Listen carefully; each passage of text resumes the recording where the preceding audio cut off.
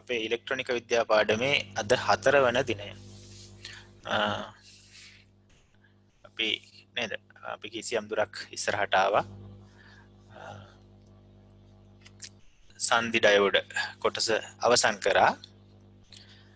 ඒකේ ගැටලු කීපයක් අපිට සාකච්ඡා කරන්න තියෙනවා. ඉතින් ඒ ගැටලු 3ක් පමණ තියෙනවා. ඒ ගැටලු 3 සාකච්ඡා කරලා අපි අපේ ඊළඟ කොටස ට්‍රාන්සිස්ටර් කියන කොටසෙත් මූලිකම, ඒ කියන්නේ වැදගත්ම කොටස අපි අද තමයි කරන්නේ. ඉතින් ලොකු කොටසක් නෙවෙයි, වෙලාව වෙනද තරම් යන එකක් නෑ අද. උනාට ට්‍රාන්සිස්ටර් වල වැදගත්ම සිද්ධාන්ත ටික අපි අද තමයි සාකච්ඡා කරන්නේ. හොඳයි. ට්‍රාන්සිස්ටර් පටන් ගන්න කලින් අපි එහෙනම් අපේ විවරණ ටික නේද? ගැටලු 3ක් තියෙනවා. ඒ තුනේ විවරණ කරලා ඉමු. බලමු. හොඳයි. පළවෙනිටම අපි කතා කරන්නේ අපේ 8 වෙනි ගාන. ඔයගොල්ලෝ ගාව ටියුට් එක තියෙනවා නම් පොඩ්ඩක් පෙරලා ගන්න. පෙරලා පොඩ්ඩක් අපි ඒ ගාන කියවගමු බලන්න. පෙන්වා ඇති පරිපථයේ ඇති සෙන දියෝඩයේ බිඳ වැටුම් වෝල්ටීයතාව 5 වෝල්ට් වේ. ඔය බිඳ වැටුම් වෝල්ටීයතාව කියන්නේ අපි සෙන වෝල්ටීයතාව කියලා ගත්ත නේද?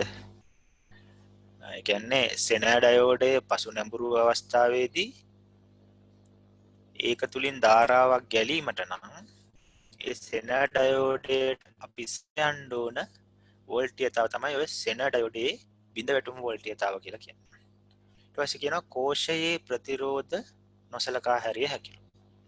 ඊට පස්සේ කියනවා කැපිටල් R හි අගය ඕම් 25 සිට බිඳුව දක්වා වෙනස් කළ විට පරිපථයේ I ධාරාව වෙනස් වන්නේ කීයේ ඉඳන් කීය දක්වාද කියලා අහනවා.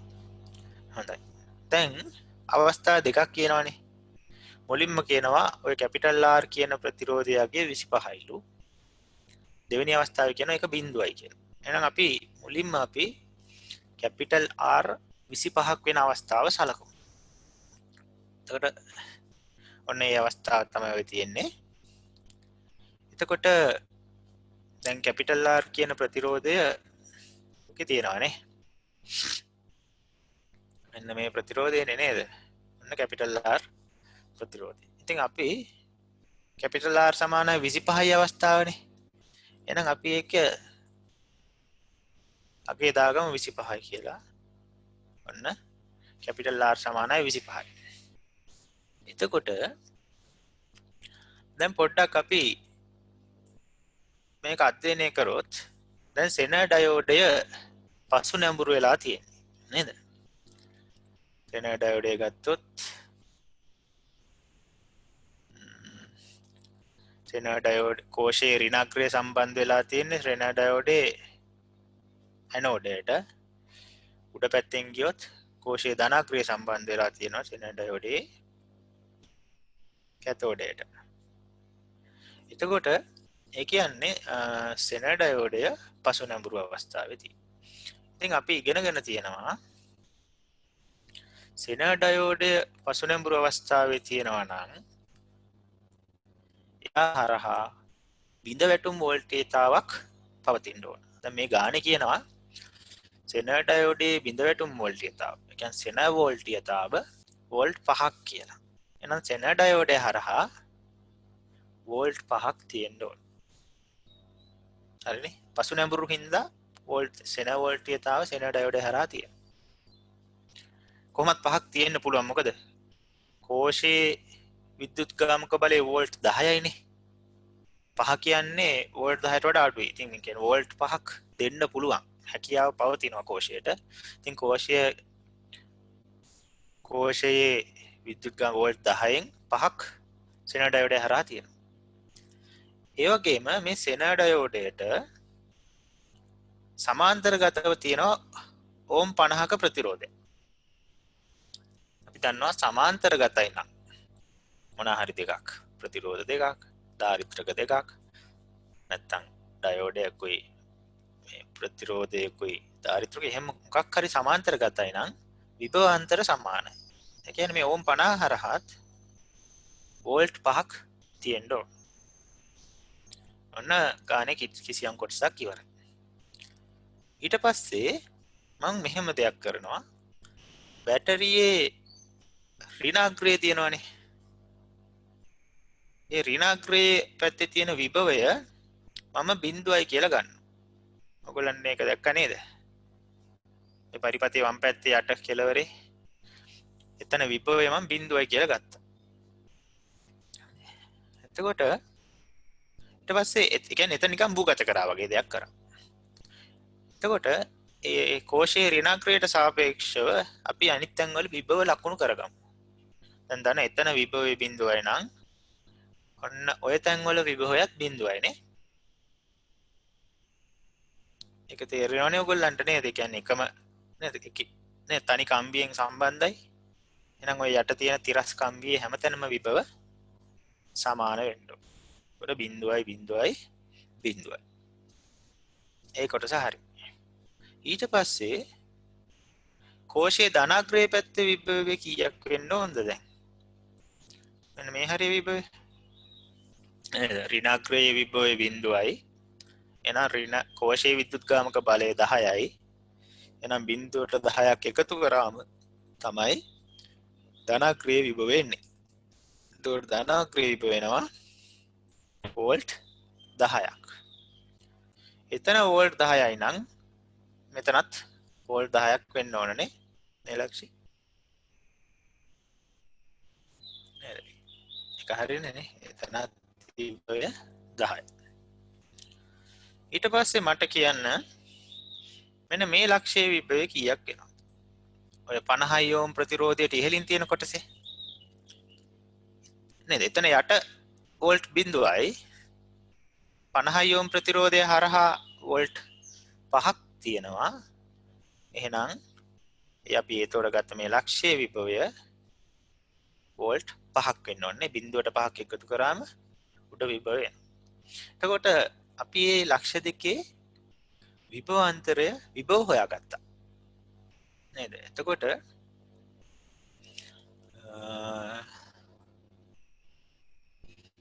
ටිකේ මෙන්න මේ මුළු කොටසේ ඔන්න ඔතන ඉඳන් මෙතනට ඔන්න ඔය කොටසේ විභව අන්තරය කීයද? එතන විභව අන්තරය එනවා කීයද?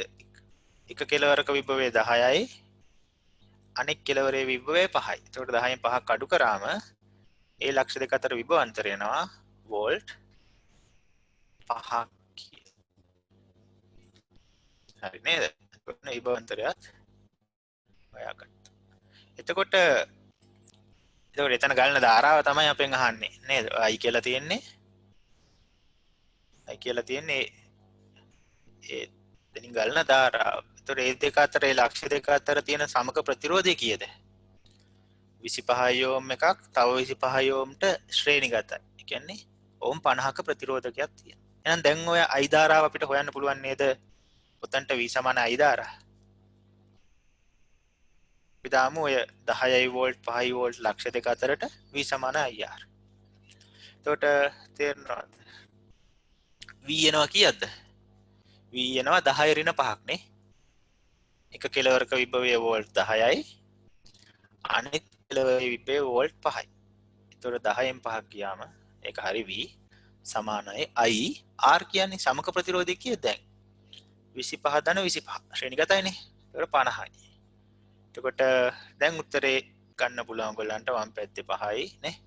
10 ඍණ 5 සමාන I වාරයක් 25 ධන 25 කියන්නේ 50යි. ඕක සුළු කරාම එනවා අපිට උත්තරයක් නේ. ඕක සුළු කරාමයි අයිට එනවා 0.1 ඇම්පියර් කියලා. ඔන්න ගානේ පළවෙනි කොටස කරලා තියෙනවා. එතකොට R සමානයි 25 ඕම් වෙද්දී ධාරාව 0.1 ඇම්පියර් වෙන්න ඕන. හරි. දැන් අපි යමු ගානේ දෙවෙනි කොටසට. මොකක්ද දෙවෙනි කොටස? R සමානයි 0 විට. ධාරාව හොයන්න යන්න. එතකොට R බිඳුව වුණොත් මොකද වෙන්නේ? අපි ගමු ඉතින් මොකක් හරි ප්‍රතිරෝධකයක් බිඳුවයි නම් එතන ප්‍රතිරෝධයක් නෑ වගේනේ. ප්‍රතිරෝධකයක් නෑ නිකන් තනි කම්බියක් විතරක් තියෙනවා වගේ. ඉතින් ඒකෙන් හින්දා R සමානයි බිඳුව කියන අවස්ථාව අපිට මේ පරිපථය ඇඳ ගන්න පුළුවන් ඔන්න ඔය විදියට. අර R ප්‍රතිරෝධය අයින් කරලා එතන තනි කම්බියක් දාන්න. එතකොට එතන ප්‍රතිරෝධය ඕම් බිඳුව. ඊට පස්සේ දැන් ගාන කලින් වගේම තමයි. අපි දන්නවා දැන් සෙනා ඩයෝඩේ පසු නැඹුරු වෙලා තියෙන්නේ නේද? සෙනා ඩයෝඩේ ඇනෝඩය ඍණ විභවයක කැතෝඩේ ධන විභවයක. එහෙනම් සෙනා ඩයෝඩේ පසු නැඹුරු වෙලා තියෙනවා. දැන් පසු නැඹුරු අවස්ථාවේ සෙනා ඩයෝඩේ හරහා තියෙනවා සෙන වෝල්ටීයතාව. දැන් මේ සෙනා ඩයෝඩේ නම් ඒක වෝල්ට් 5යි කියලා ගානේ කියනවා. එතකොට අපි දන්නවා සෙන ඩයෝඩේ හරහා වෝල්ට් 5ක් තියෙනවා නම් ඒකට සමාන්තරගත ඕම් 50 මේ ප්‍රතිරෝධය හරහාත් වෝල්ට් 5ක් තියෙන්න ඕන.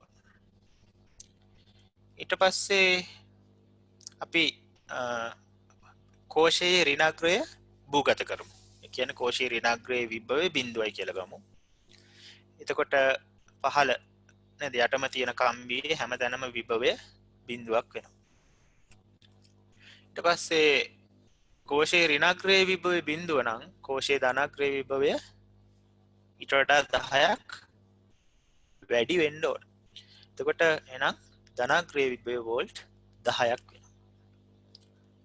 එතකොට එහෙනම් මේ ලක්ෂයේ විභවයත් වෝල්ට් 10යි. එතකොට දැන් හරි කලින් වගේම තමයි නේද? දැන් ඔයාලා සලකන් තව දෙයක් තියෙනවා. එතකොට මෙතන විභවය වෝල්ට් 10 කියලා ඔයාලා ගත්තානේ නේ.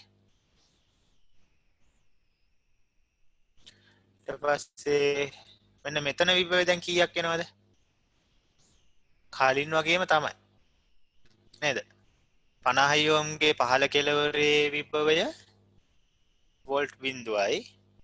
ප්‍රතිරෝධය 50 ohm හරහා වෝල්ට් 5ක් තියෙන්න ඕන. එහෙනම් 50 ohm ඉහළ කෙළවරේ විභවය 0.5ක් එකතු වුණාම වෝල්ට් 5යි කියලා එනවා. ඔන්න විභවාන්තරය හොයාගත්තා.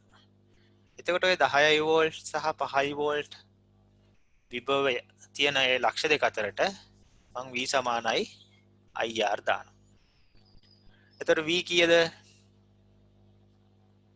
10 ඍණ 5නේ. කලින් වගේම තමයි 10 ආවේ මෙතන විභවය 10 හින්දා 5 ආවේ මෙතන විභවය 5යි. එතකොට විභවාන්තරය එනවා 10 ඍණ 5යි. I සමානයි I තමයි හොයන්නේ R එනවා දැන් ඕම් 25ක් විතරයිනේ. ඔය ලක්ෂ දෙක අතර තියෙන ප්‍රතිරෝධයකට තියෙන්නේ ඕම් 25 විතරයි. එතකොට R ට දාන්නේ 25. එතකොට උත්තරේ ඔය විදිහට එනවා 5 සමානයි I වාරයක් 25යි. I එනවා සුළු කරොත් 0.2 ඇම්පියර්. එතකොට අපිට කලින් ආවා R සමානයි 25 දී ධාරාව 0.1 ඇම්පියර්. දැන් ආවා R සමානයි 0 දී ධාරාව 0.2 ඇම්පියර්.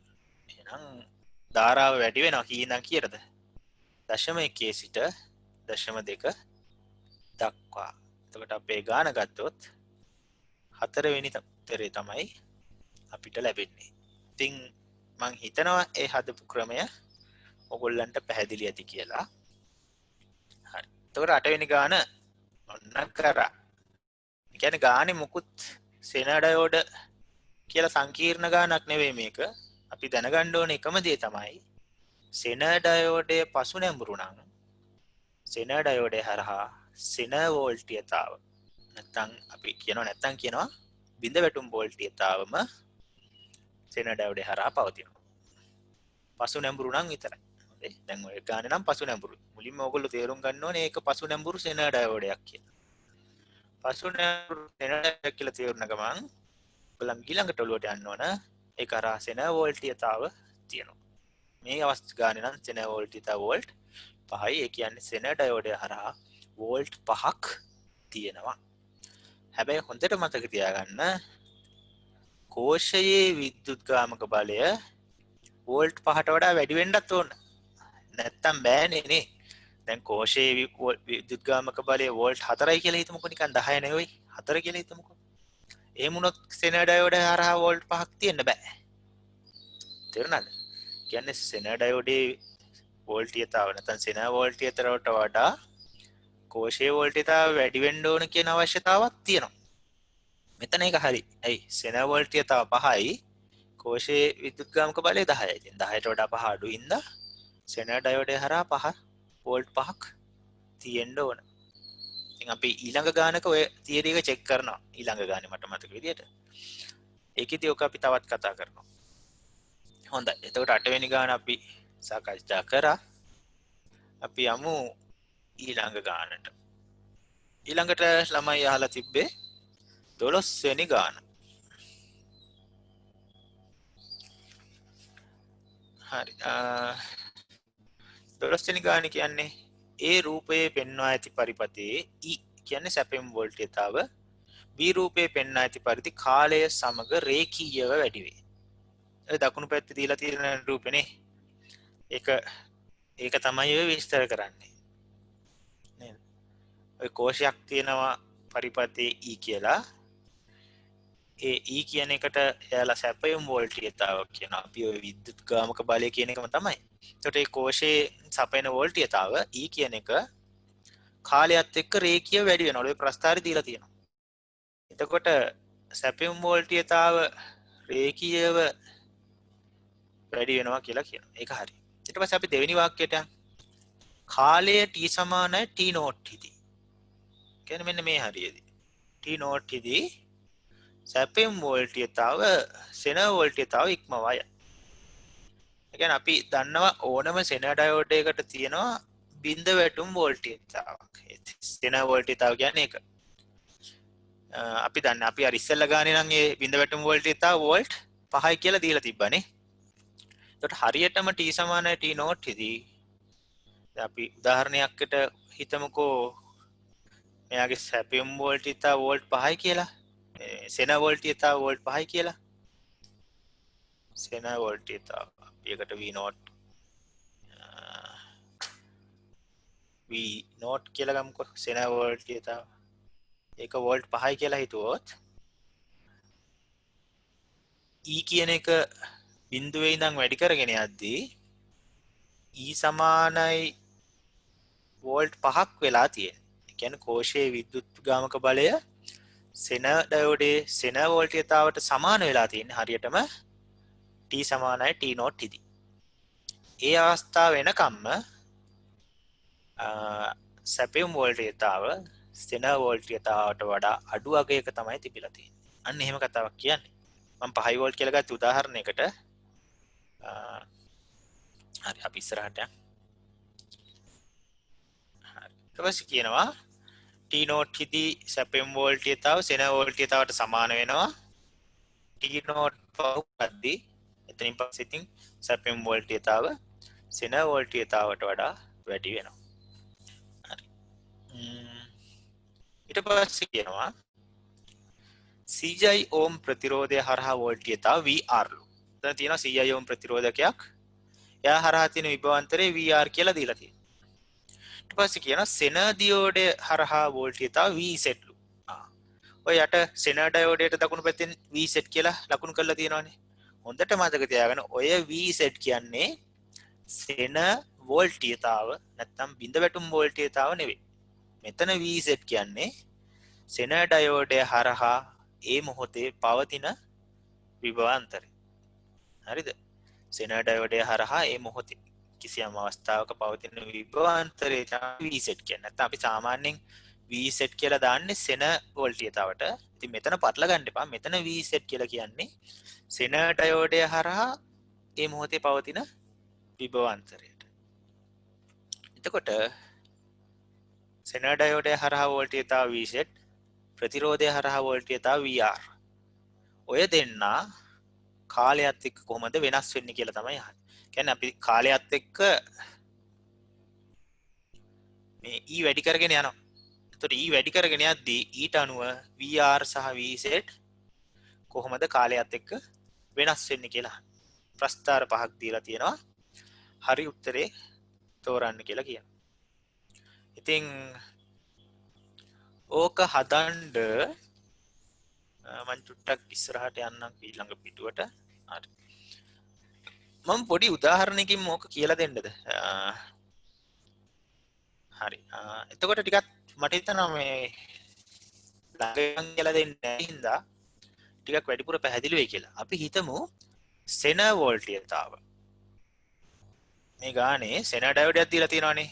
එයාට තියෙනවා සෙන වෝල්ටියතාවක්. ඒ කියන්නේ බිඳ වැටුම් වෝල්ටියතාවක්. මම මේක ගන්නම්කෝ උදාහරණයකින් හදන්න. චුට්ටක් එතකොට තේරෙයි කියලා මට හිතෙනවා.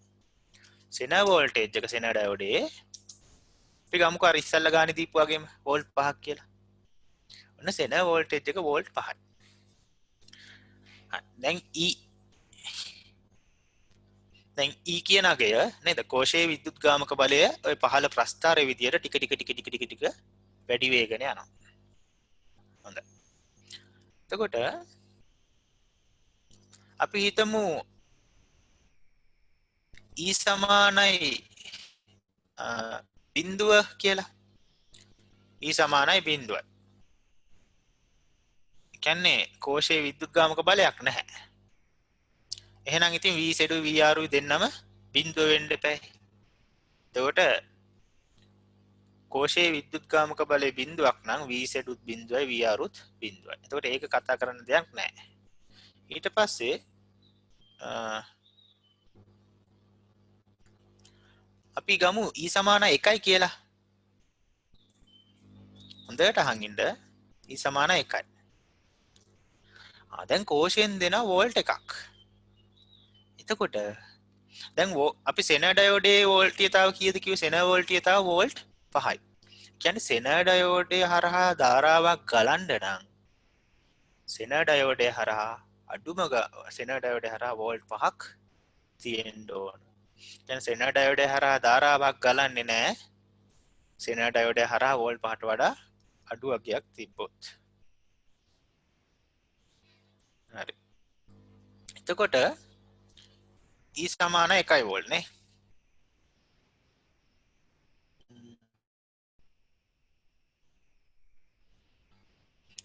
E සමාන 1 වෝල්ට්. එතකොට දැන් සෙන වෝල්ටියතාවට වඩා 1 වෝල්ට් කියන එක අඩුයිනේ. එහෙනම් මේ පරිපථයේ දැන් ධාරාවක් ගලන්නේ නැහැ. එතකොට පරිපථයේ ධාරාවක් ගලන්නේ නැත්නම් එතකොට ඔය 100 ඕම් ප්‍රතිරෝධය හරහා ධාරාවක් ගලන්නේත් නැහැ. එතකොට මොකක් හරි ප්‍රතිරෝධයක් කරා ධාරාවක් ගලන්නේ නැත්නම් ඒ කරා තියෙන විභවාන්තරය කීයද? 0.5 වෝල්ට් වෙනවා. එතකොට ඔන්න VR එකගේ 0.5 E සමාන 1 දී. හරි? එහෙනම් මොකද්ද වෙන්නේ මෙතනදී? VZ කීයක් වෙන්න ඕනද එහෙනම්? නේද? කෝෂයෙන් දෙන වෝල්ට් එකෙන් කීයක්වත් ප්‍රතිරෝධය ගත්තේ නැත්නම් ඒ ඊතුරු වෝල්ට් එක කවුද අරගෙන තියෙන්නේ? සෙන ඩයෝඩය අරගෙන තියෙනවා. හරි නේද? එතකොට ඒ කොටස ඉවරයි. දැන් අපි බලමු E සමානයි වෝල්ට් 2 වුණොත් දැන් ඔන්න කෝෂයේ විද්‍යුත්ගාමක බලය පොඩ්ඩක් වැඩි කරනවා. දැන් E සමානයි වෝල්ට් 2යි. දැන් තාම වෝල්ට් 2 කියන්නේ වෝල්ට් 5ට වඩා අඩුව කියන්නේ. කියන්නේ තාම සෙන වෝල්ටියතාවට වඩා කෝෂයේ විද්‍යුත්ගාමක බලය අඩුයි. එහෙනම් මේකේ තාම ධාරාවක් ගලන්නේ නැහැ. එහෙනම් ප්‍රතිරෝධය හරහා තාම විභව බැස්මක් නැහැ. ඒ කියන්නේ VR බිඳුවයි. හැබැයි දැන් VZ කීයක් වෙනවද එහෙනම්?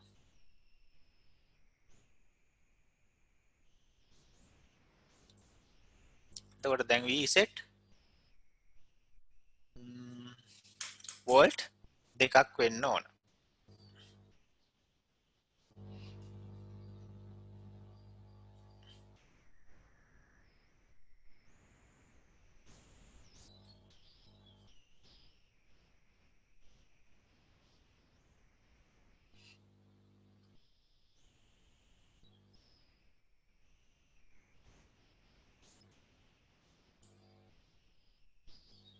හරි ළමයි අපි ආපහු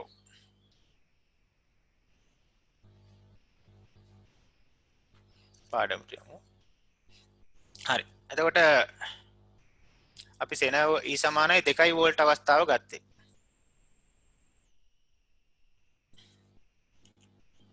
දැන් අපි ගමු E සමානයි 2 වෝල්ට්. 2 වෝල්ට්. එතකොට VR කිය තාම සෙන වෝල්ට්‍යතාවට වඩා කෝෂයේ විද්‍යුත්ගාමක බලය අඩුයිනේ. ඒකින්ද ප්‍රතිරෝධය හරහා කිසිම ධාරාවක් ගලන්නේ නැහැ. එහෙනම් ප්‍රතිරෝධය හරහා විභවාන්තරය බිඳුවයි. එතකොට එහෙනම් අර වෝල්ට් දෙක තනිකරම කවුද අරන් තියෙන්නේ දැන්? සෙන ඩයෝඩ්. ඔන්න ඔක තමයි සිද්ධිය. ඊට පස්සේ අපි හිතමු E සමානයි 3 වෝල්ට් උනොත් මොකක් වෙනවද? දැන් අපි බලමු කෝෂයේ විද්‍යුත්ගාමක බලය තවත් පොඩ්ඩක් වැඩි කරා. 3 වෝල්ට්. එතකොට දැන් තාම 3 වෝල්ට් කියන්නේ සෙන වෝල්ට්‍යතාවට වඩා අඩු වගේක්. අපි ඉස්සෙල්ලා ගත්තනේ සෙන වෝල්ට්‍යතාව වෝල්ට් 5යි කියලා. එහෙනම් තාම මේ පරිපථයේ ධාරාවක් ගලන්නේ නැහැ. එහෙනම් දැන් VR කීයක් වෙන්න ඕනද? තාම ධාරාවක් ගලන්නේ නැත්නම් ප්‍රතිරෝධය හරහා විභව බැස්මකුත් නැති වෙන්න ඕන.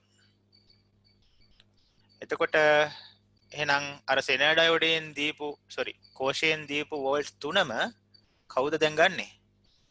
සෙන ඩයෝඩ්. එතකොට සෙන ඩයෝඩේ හරහා වෝල්ට් 3ක් තියෙනවා. හොඳයි. ඊට පස්සේ අපි කෝෂයේ විද්‍යුත්ගාමක බලය තවත් පොඩ්ඩක් වැඩි කරමු. අපි ඒක 4 කරමු. එතකොට කෝෂයේ විද්‍යුත්ගාමක දැන් E සමානයි 4 වෝල්ට් කරමු. දැන් තාමත් සෙන වෝල්ට්‍යතාව දැන් අපි 5 වෝල්ට් කියලානේ ගත්තේ. සෙන වෝල්ට්‍යතාවට වඩා විද්‍යුත්ගාමක බලය අඩුයි. එහෙනම් තාම මේකේ ධාරාවක් යන්නේ නැහැ.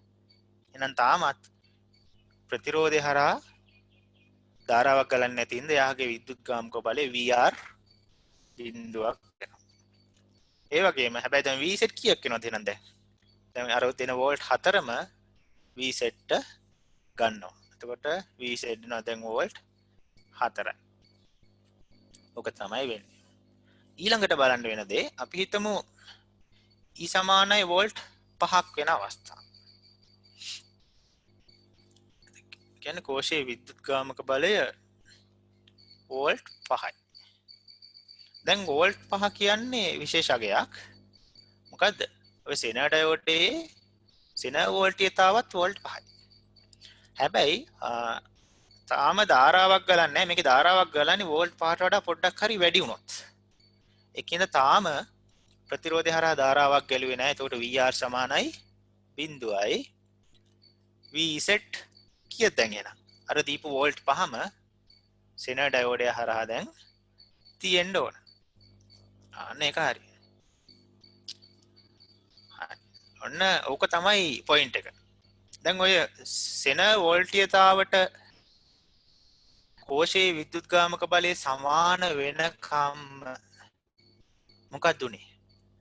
VR බිඳුවයිනේ. හැබැයි V set මොකද උනේ? ටික ටික වැඩි වුණානේ. එහෙනම් පොඩ්ඩක් අපි දැන් පොඩ්ඩක් මේ ප්‍රස්ථාරයේ කිසියම් කොටසක් ඇඳ ගන්න පුළුවන්. අපි දන්නවා T නෝට් වෙනකන් තමයි දැන් ඔය සිද්ධ වෙන්නේ. ඒතකොට E සමානයි 5 වෝල්ට්. කෝෂයේ විද්‍යුත්ගාමක බලය සෙන වෝල්ට්‍යතාවට සමාන වෙන්නේ T නෝට් වලදී. එතනට එනකම් මොකක්ද උනේ දැන්? හරි. එතනට එනකම් VR බිඳුවෙම තිබ්බනේ. අන්න VR බිඳුවයි. V set මොකද උනේ? ටික ටික වැඩි වුණා. එක හරි. V නෝට් කියන එක තමයි මම 5 වෝල්ට් කියලා ගත්තේ. හරි. එතකොට මේ ගානේ නම් ඔය V නෝට් කියන්නේ 5 වෝල්ට්.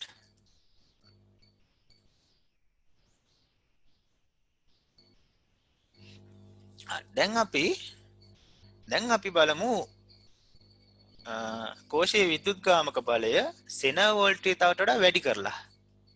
කියන්නේ E සමානයි අපි නිකන් 6 වෝල්ට් වගේ ගමුකෝ. E සමානයි 6 වෝල්ට්. දැන් මොකද වෙන්නේ?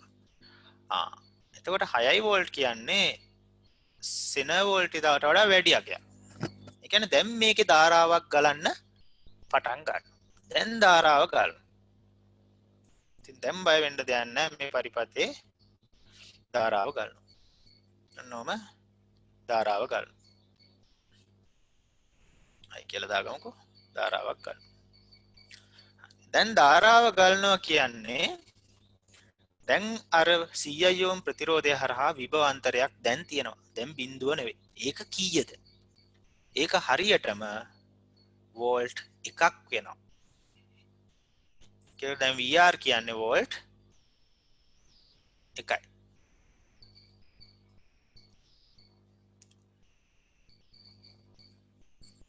සමානයි 1යි වෝල්ට් වෙනවා. ඒකට හේතුව තමයි සෙන ඩයෝඩය හරහා කවදාවත් සෙන වෝල්ට්‍යතාවට වැඩි වෝල්ට්‍යතාවක් තියෙන්නේ නැහැ. කියන්නේ සෙන වෝල්ට්‍යතාව 5යි නම් 5ට වඩා වැඩි එකක් සෙන ඩයෝඩය හරහා තියෙන්නේ නැහැ. ඒ කියන්නේ ඉතුරු ටික තමයි දැන් ප්‍රතිරෝධය ගත්තේ. එතකොට ඔතනින් එහාට සෙන ඩයෝඩයේ වෝල්ට්‍යතාව වැඩි වෙන්නේ නැහැ. ඉතින් අපි හිතමුකෝ දැන් කෝෂයේ විද්‍යුත්ගාමක බලය වෝල්ට් 7ක් වුණා කියලා. මෙයා දැන් 7යි. දැන් මොකද වෙන්නේ? දැන් කොහොමත් සෙන ඩයෝඩය හරහා තියෙන එක දැන් 5ට වඩා වැඩි වෙන්න බෑ. ඒක 5ම තියෙනවා. එහෙනම් අමතරව තියෙන දෙක 7න් 5ක් සෙන ඩයෝඩය ගත්තා. ඉතුරු දෙක ප්‍රතිරෝධය ලබා ගන්නවා. එතකොට දැන් VR සමාන වෙනවා කීයටද? VR සමාන වෙනවා 2යි වෝල්ට්. VR 2යි වෝල්ට්. ඒ කියන්නේ දැන් 2යි වෝල්ට් එන්න නම් මොකක්ද වෙන්න ඕනේ දැන් එහෙනම්? අර ප්‍රතිරෝධය හරහා තියෙන ධාරාවත් දැන් කලින්ට වඩා වැඩි වෙන්න ඕන.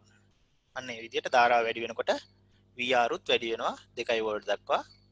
සෙන ඩයෝඩය හරහා තියෙන එක පහම තමයි. සෙන වෝල්ට්‍යතාවට වඩා වැඩි එකක් සෙන ඩයෝඩය හරහා තියෙන්න බෑ. තව එක සපාරක් අපි කරමු. කෝෂයේ විද්‍යුත්ගාමක බලය මම 8යි කියලා ගන්නවා. 8යි වෝල්ට් කියලා ගන්නවා. එහෙනම් එතකොට දැන් V set පහම තමයි. සෙන වෝල්ට්‍යතාවට වඩා වැඩි වෙන්න බෑ. එහෙනම් 8න් 5ක් ගියාම 3යිනේ. එතකොට ඒ අමතරව තිබ්බ 3යි වෝල්ට් අරගෙන තියෙනවා කවුද? ප්‍රතිරෝධය. එහෙනම් VR සමාන වෙනවා 3ට.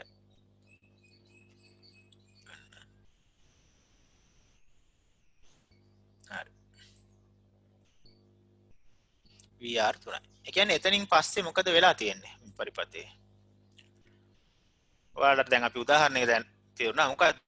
V set පහම තමයි. වෙනස් උනේ නැහැ. එතකොට V set ප්‍රස්ථාරයෙන් දොත් ඔන්න ඔය වගේ. සෙන වෝල්ට්‍යතාව 5ට වඩා වැඩි වෙන්නේ නැහැ. හැබැයි එතනින් පස්සේ VR මොකද උනේ බිඳුවේ ඉඳන් 1 2 3 4 එහෙම වැඩි වුණා. එහෙනම් එතනින් පස්සේ VR වැඩි වෙන්න පටන් ගන්නවා. ඒකට ඔන්න ඔය වගේ ප්‍රශ්නයක් තමයි අපිට ලැබෙන්නේ. ඉතින් ඒ උදාහරණයක් එක්ක කරේ ඔයාලට තේරෙන්න. තේරෙනවද? මම දන්න ඔක හදපු ළමයිනුත් ඇති, හදා ගන්න බැරි වෙච්ච ළමයිනුත් ඇති. ඒ වුණාට මේ හැමෝටම තේරෙන්න විදිහට සහ හදපු ළමයින්ට තවත් ඒගොල්ලන්ගේ දැනුම වැඩි වෙන විදිහට කියලා දෙන්නේ. මොකද හදන ගණන් ටික හරියට හැදුවම හුඟක් හොඳයි. ගොඩාක් ගණන් හදනවට වඩා වැදගත් වෙන්නේ ඔයාලා හදන ගාන හරියට හදන්න. එතකොට හරි හොඳටම තේරෙන්න හදන්න. ඉතින් ඒකයි මම මේ ටිකක් විස්තරාත්මකව මේ ගාන ඔයාලට ඉගෙනුවේ අගේ අන්දදා නැත්තම් නිකම්ම මේ කියන්න පුළුවන්. ඊට වඩා තේරෙනවා ඔය වගේ මම ඉලක්කම් ටිකක් දාලා තේරුම් කරලා දුන්නා. හොඳයි ආපහු ගානට යමු. එතකොට ඒක ඉන්න මතක තියාගන්න. සෙන ඩයෝඩයක් හරහා කවදාවත් සෙන වෝල්ට්‍යතාවට වඩා වැඩි විභවාන්තරයක් තියෙන්න බෑ. ඒකින්ද සෙන ඩයෝඩයේ විභවාන්තරය 5ට වඩා වැඩි වෙන්න බෑ ඔය ගාන. අන්න ඒ වගේ. ඉතින් එහෙම ඉතින් ඔච්චරම ඕනේ නැහැ නේද? වෙන්න බැරිව ටික අයින් කරලා උත්තරේ ගන්න පුළුවන් ලේසියෙන් ඔයගොල්ලන්ට. නට හරියටම ඉගෙන ගත්තේ දැන්. හොඳයි. මම හිතනවා ඒ ටික ප්‍රමාණවත් කියලා. ඒ ගානට. හොඳයි. අපි යමු දැන්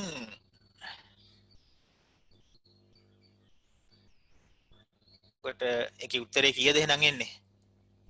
VZ වැඩි වෙලා නියත වුණා VR AM එක දිගටම මුල් ටිකේ බිඳුවයි T නෝඩ් ගෙන් පස්සේ VR වැඩි වෙන්න ගත්තානේ. එතකොට අපිට එන උත්තරේට දෙවෙනි උත්තරේ. හරි. ඒ ගාන ඉවරයි. අපි යමු ඊළඟ ගානට. ඊළඟට ඔයාලා මගෙන් අහලා තිබ්බේ කීප දෙනෙක් අහලා තිබ්බා. ගොඩක් දෙනෙක් අහලා තිබ්බ ඔය ගාන. 21 වෙනි ගාන. පොඩ්ඩක් කියවලා හදන ගානක්. පොඩ්ඩක් ඔයගොල්ලෝ කියව ගන්නකො ඔයගොල්ලෝ ගාව නෝට් එකක් ඇති නැත්නම් ඔය ඔයගොල්ලෝ ෆෝන් එකෙන් හරි කම්පියුටර් එකකින් හරි පොඩ්ඩක් අපි කියවකමු ගාන. පෙන්වා ඇති පරිපතයේ සෙන දියෝඩයේ බිඳ වැටුම් වෝල්ටේජ් වෝල්ට් 15. කියන්නේ සෙන වෝල්ටේජ් වෝල්ට් 5යි. RL යනු සුදුසු ප්‍රතිරෝධකයක්. අර සෙන ඩයෝඩයට සමාන්තරගතව සම්බන්ධ වෙලා තියෙන ප්‍රතිරෝධයනේ ඔක නේ.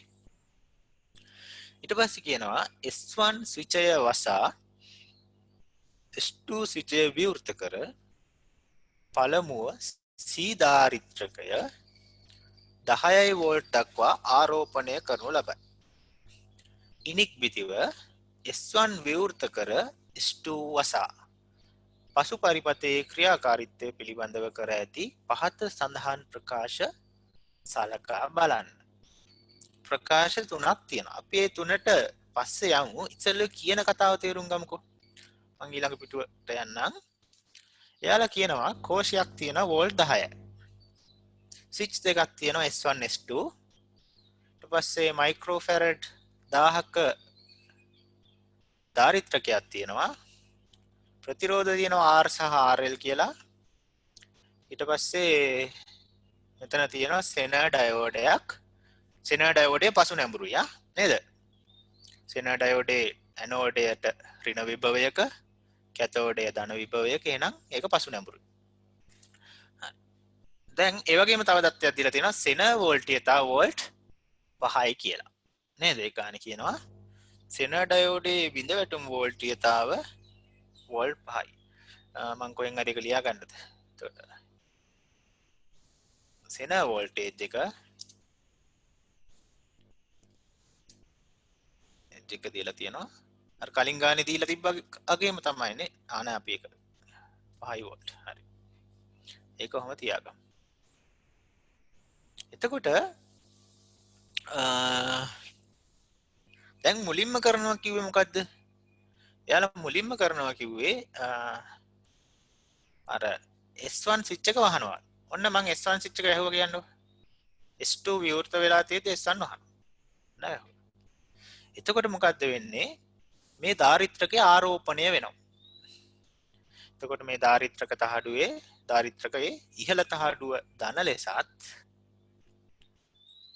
පහළ තහඩුව ඍණ ලෙසත් ආරෝපණය වෙනවා. උඩ තහඩුව ධන යට තහඩුව ඍණ. එතකොට මේ ධාරිත්‍රකය කොච්චර විභවාන්තරයකට ආරෝපණය වෙනවද? ධාරිත්‍රකය දැන් ධාරිත්‍රකය අර වෝල්ට් කීයක් තියෙන්න ඕනද? කෝෂයේ විද්‍යුත්ගාමක බලය වෝල්ට් 10 නම් ධාරිත්‍රකය ආරෝපණය වෙන වෝල්ට් 10කට. එතකොට දැන් ධාරිත්‍රකය හරහා වෝල්ට් 10ක විභවාන්තරයක් සකස් වෙනවා. එතකොට ධාරිත්‍රකය වෝල්ට් 10යි. හොඳයි. වෝල්ට් 10යි. ඊට පස්සේ මොකද වෙන්නේ? ඊට පස්සේ යාලා කියනවා S1 ස්විචය විවෘත කරනවා. එතකොට S1 ස්විචය විවෘත කරනවා කියන්නේ ඔන්න මම S1 විවෘත කරා. ඊට පස්සේ කියනවා එතකොට දැන් ධාරිත්‍රකයේ වෝල්ට් 10කට ආරෝපණය වෙලා තියෙන්නේ. ආරෝපිත ධාරිත්‍රකයක් තියෙන්නේ. ඊට පස්සේ යාලා කියනවා S2 සංවෘත කරනවා. S2 ස්විච් එක වහනවා. ඔන්න S2 ඇහුවා. එතකොට මේ දකුණු පැත්තේ තියෙන පරිපතය සංවෘත වෙනවා. එතකොට මොකක්ද වෙන්නේ? මේ ධාරිත්‍රකය හරහා ආරෝපණ ගලන්න ගන්නවා. ඒ කියන්නේ ධාරාවක් ගලනවා. එතකොට ඒ ධාරාව ගලද්දී නේද? එතකොට දැන් අපි නිකන් දිශාව ලකුණු කරොත් ධාරාව ගලන නේද? ධනේ ඉඳන් ඔන්න ඔහම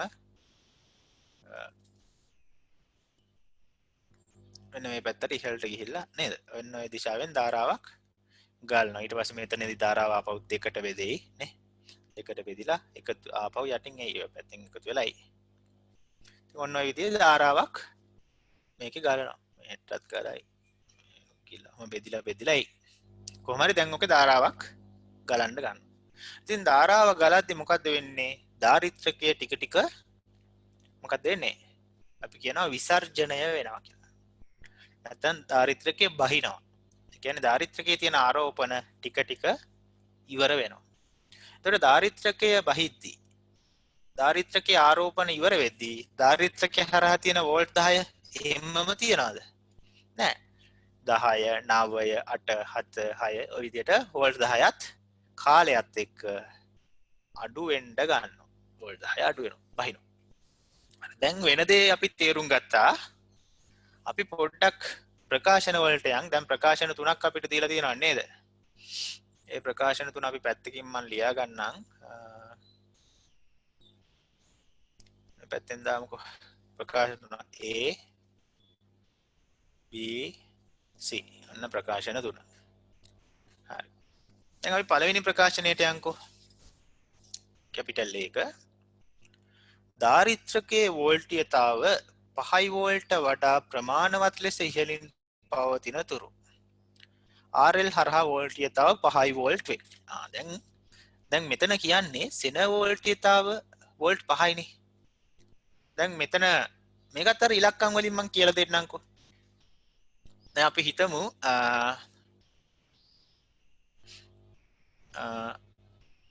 දැන් පටන් ගන්න අවස්ථාවේ S2 වහපු ආරම්භක අවස්ථාවේ වෝල්ට් 10ක් නේ තියෙන්නේ ධාරිත්‍රකයේ. එතකොට ඔය වෝල්ට් 10 කොහොමද බෙදෙන්නේ?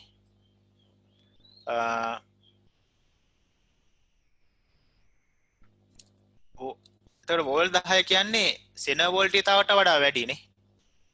එතකොට අනිවාර්යෙන් සෙන ඩයෝඩය හරහා වෝල්ට් 5ක් තියෙනවා. ඒත් සෙන ඩයෝඩය හරහා වෝල්ට් 5ක් තියෙනවා. හොඳයි.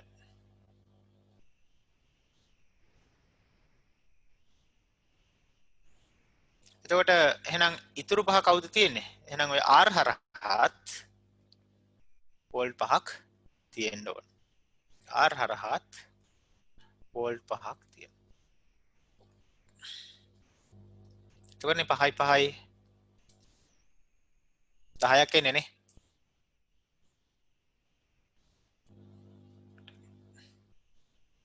R හරහාත් වෝල්ට් 5ක් තියෙනවා.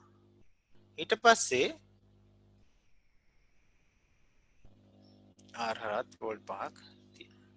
එතකොට දැන් කාලයක් ටික ටික ධාරිත්‍රකයේ වහිනවනේ. අපි හිතමු ධාරිත්‍රකයේ විභවාන්තරය වෝල්ට් 9 වුණොත් මොකද වෙන්නේ? දැන් අර කලින් ගණන් වල තර්කයම තමයි තියෙන්නේ. දැන් මම ගොඩක් කරන්නේ නැහැ ඉක්මනට අපි යන්. දැන් අපි ගමු ධාරිත්‍රකයේ විභවාන්තරය වෝල්ට් 9යි. එහෙනම් දැන් මොකද වෙන්නේ? 9 කියන්නේ 5ට වඩා වැඩි එකක්. ඒතකොට අනිවාර්යෙන් සෙන ඩයෝඩය හරහා වෝල්ට් 5ක්ම තියෙනවා. හැබැයි දැන් ප්‍රතිරෝධය හරහා දැන් කීයක් තියෙන්නේ? 9න් හැදෙන්න නම් ඩයෝඩය හරහා 5යි නම් අතන කීයක් වෙන්න ඕනද? 9න් 5 ගියාම එනවා වෝල්ට් 4යි. එහෙනම් දැන් ප්‍රතිරෝධය හරහා තියෙන්නේ වෝල්ට් 4යි. තේරෙනවද? එතකොට ධාරිත්‍රකයේ 8 වුණොත් ප්‍රතිරෝධය හරහා වෝල්ට් 3යි. ධාරිත්‍රකයේ 7 වුණොත් ප්‍රතිරෝධකයේ හරහා වෝල්ට් 2යි. ධාරිත්‍රකයේ 6 වුණොත් ප්‍රතිරෝධය හරහා වෝල්ට් 1යි. ධාරිත්‍රකයේ 5 වුණොත් ධාරිත්‍රකයේ හරහා තියෙන විභවාන්තරය 5 වුණොත් මම ඒක ලියන්නද මෙතන? ධාරිත්‍රකයේ හරහා තියෙන විභවාන්තරය 5 වෙනවා. දැන් මොකද වෙන්නේ? ප්‍රතිරෝධය හරහා විභවාන්තරය නම් දැන් කීයක් වෙනවද? නෑ දැන් ඩයෝඩය 5ක් ගන්නවානේ. එහෙනම් ප්‍රතිරෝධය හරහා දැන් විභවාන්තරය 0යි නේ. ඒ කියන්නේ දැන් මේකේ ධාරාවක් ගලන එක නවතිනවා. ඔන්න ඔය මොහොතේ ධාරාව ගලන එක නවතිනවා. ඊට පස්සේ තවත් චුට්ටක් ඒ කියන්නේ මේ වෙනවා. ඊට පස්සේ දැන් ඊට පස්සේ බලමු තවත් අඩු කරමු ධාරිත්‍රකයේ විභවාන්තරය. හැබැයි ඇත්තට මොතනින් පස්සේ මුකුත් වෙන්නේ නැහැ. ඇයි ඒ? මේකේ ධාරාවක් ගලන්නේ නැහනේ. එතකොට මේක ධාරිත්‍රකයේ විසර්ජනය වෙන එක නවතින්න ඕන. නෑ. එතනින් පස්සේ මේ බිඳුවක් වෙන්නේ නැහැ. මේ අර වටේ පරිපතේ ධාරාවක් ගලනවා. RVRL හරහා ඒ වගේ වෙනවා. එතකොට ඒ ධාරාව කීයද කියලා අපිට කියන්න බෑ. මොකක් හරි. ඊට පස්සේ අපි හිතමුකෝ මේක 4 වුණා කියලා. හරි. හැබැයි ගානේ අහන්නේ ඒ ටික විතරයිනේ. එතකොට මොකක්ද ඒ උත්තරේ හරිද වැරදිද? ධාරිත්‍රකයේ වෝල්ටීයතාව 5 වෝල්ට වඩා ඉහළින් පවතින තුරු RL හරහා වෝල්ටීයතාව 5 වෙනවා. දැන් ඔය අපි කතා කරපු අවස්ථාව වෙනකන් ධාරිත්‍රකයේ හරහා වෝල්ට් 5ක් තිබ්බනේ. එහෙනම් RL හරහා තියෙන වෝල්ට් කීයද? තමයි. ඒතකොට ඒ ටික හරි. ඊට පස්සේ දැන් අපි හිතමු මෙතනින් පස්සේ මොකද වෙන්නේ? දැන් අපි හිතමු මේකේ විභවාන්තරය 4ක් වුණා කියලා. ධාරිත්‍රකයේ විභවාන්තරය 4ක් වුණා. දැන් ඒතර කවදාවත් RL හරහා වෝල්ට් 5ක් තියෙන්න පුළුවන්ද? දැන් අනිවාර්යෙන් RL හරහා තියෙන්නේ 4 හෝ 4ට අඩුවක් යන්නේ. කියන්නේ එතනින් පස්සේ මොකද වෙන්නේ? RL හරහා තියෙන විභවාන්තරය අඩු වෙනවා. කවදාවත් 5ක් තියෙන්න බෑනේ අනිවාර්යෙන්. ධාරිත්‍රකයේ විභවාන්තරය 4 නම් RL හරහා තියෙන්න ඕන 4ට වඩා අඩු එකක්. ඊට පස්සේ ධාරිත්‍රකයේ තවත් විසර්ජන වෝල්ට් 3 2 1 වෙද්දි මොකද වෙන්නේ? RL හරහා තියෙන විභවාන්තරය ටික අඩු වෙලා ගිහලා අන්තිමට බිඳ වෙලා යනවා. කියන්නේ RL හරහා වෝල්ට් 5ක් තියෙන්නේ සෙනර් ඩයෝඩය හරහා වෝල්ට් 5ක් තියෙන තුරු පමණයි. සෙනර් ඩයෝඩය හරහා වෝල්ට් 5ක් තියෙන්නේ ධාරිත්‍රකයේ හරහා තියෙන විභවාන්තරය වෝල්ට් 5ට වඩා වැඩියෙන් පවතින තුරු පමණයි. එහෙනම් ඒ හරි නේද? ධාරිත්‍රකයේ වෝල්ටීයතාව 5 වෝල්ට වඩා ප්‍රමාණවත් ලෙස ඉහළින් පවතින තුරු පමණක් කියලා නෑ. RL හරහා වෝල්ටීයතාව 5ක් වේ. එහෙනම් ඒ නිවැරදි. ඒ හරි. හොඳයි. දැන් තේරුම් ගත්තනේ වෙන දේ නේද? ඒතර ධාරිත්‍රකයේ හරහා 5ක් තියෙනකන් RL හරහාත් 5ක් තියෙනවා. ධාරිත්‍රකයේ හරහා 5ක් තියෙන්නේ මේ ධාරිත්‍රකයේ නෙවෙයි. ඩයෝඩය හරහා වෝල්ට් 5ක් තියෙනකන් RL හරහාත් වෝල්ට් 5ක් තියෙනවා. ඩයෝඩය හරහා වෝල්ට් 5ක් තියෙන්නේ ධාරිත්‍රකයෙන් වෝල්ට් 5ක් හෝ ඊට වැඩි විභවාන්තරයක් සපයන තුරු පමණයි. හරි. දැන් අපි B කොටස පොඩ්ඩක් කියවගමු.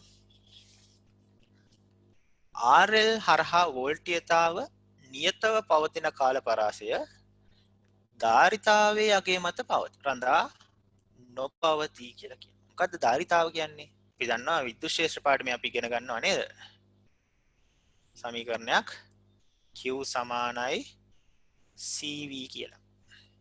ඉතින් ඔය සමීකරණයේ ඔය C තමයි ධාරිතාවනේ. එතකොට එයාලා කියන්නේ මේ ධාරිත්‍රකයේ ධාරිතාව වෙනස් කරලා, ඒ කියන්නේ ඔය ධාරිත්‍රකයේ C වෙනස් කරලා අපිට පුළුවන්ලු මේ RL හරහා වෝල්ටීයතාව නියතව පවතින. ඒ කියන්නේ RL හරහා වෝල්ට් 5ක් නියතව පැවතුනානේ කිසියම් කාලයක් පුරාවට. අන්න ඒ කාලය ධාරිතාවත් එක්ක වෙනස් වෙනවද නැද්ද කියන ගැටලුව විසඳ ගන්න තමයි අවශ්‍ය. ඉතින් දැන් මේක බැලුවොත් අපිට මෙහෙම සම්බන්ධයක් ලියන්න පුළුවන්. දැන් විභවාන්තරය නම් කොහොමත් පටන් ගද්දි 10යි අන්තිමට බිඳුවයි නේ. කොහොම හරි විභවාන්තරේ 10 ඉඳන් බිඳුව දක්වා අඩු වෙනවනේ. එතකොට ඒ කියන්නේ Q නිකන් C ට සමානුපාතිකයි වගේ. ඒ කියන්නේ ධාරිත්‍රකයේ ධාරිතාව වැඩි නම් ඒකේ ගබඩා කරන්න පුළුවන් ආරෝපණ ප්‍රමාණයත් වැඩි. තේරුණාද? ධාරිතාව කියන්නේ අන්න ඒ වගේ එකක්. ධාරිතාව වැඩි නම් ආරෝපණ ප්‍රමාණයක් වැඩි. ඒ කියන්නේ එතකොට ධාරිතාව වැඩි නම් අපි හිතමු වැඩි කියලා මේ අවස්ථාවේ. එතකොට මේ ධාරිත්‍රකයේ වැඩි ආරෝපණ ප්‍රමාණයක් ගබඩා වුණා. එහෙනම් වැඩි කාලයක් පුරාවට මෙයාට ධාරාව සපයන්න පුළුවන් නේද මේකේ? ආරෝපණ වැඩි නම් වැඩි කාලයක් පුරාවට ධාරාව මුදා හරින්න පුළුවන්. ඒ කියන්නේ අපිට කාලය වැඩි කරගන්න පුළුවන් මේ පරිපතේ. ධාරිත්‍රකයේ විසර්ජනය වෙලා අවසන් වෙන්න ගත වෙන කාලය වැඩි කරගන්න පුළුවන්. එහෙනම් RL හරහා වෝල්ට් 5ක් නියත විභවාන්තරයක් පවතින කාලය වැඩි කරගන්න පුළුවන් මොකක් කළාද? ධාරිතාවේ මේ ධාරිත්‍රකයේ ධාරිතාව වැඩි කළ හේතුව තමයි ධාරිතාව වැඩි වෙනකොට විට ආරෝපණ ප්‍රමාණයත් වැඩි ගබඩා වෙනවා. ඒතර ගබඩා වෙන ආරෝපණ ප්‍රමාණය වැඩි නම් ඒ ආරෝපණ ප්‍රමාණය විසර්ජනය වෙලා නේද ගිහිල්ලා ඉවර වෙන්න ගත වෙන කාලයත් වැඩි. එතකොට RL හරහා පවතින විභවාන්තරය අර වෝල්ට් 5ක විභවාන්තරය වෝල්ට් 5ක් විදියටම පවතින කාලයත් වැඩි. එතකොට එයාලා කියන්නේ රඳා නොපවතී කියන එක. රඳා නොපවතින්නේ නැහැ. කාලය ධාරිතාවේ අගය මත රඳා පවතිනවා. එහෙනම් B උත්තරේ වැරදි. C බලමු.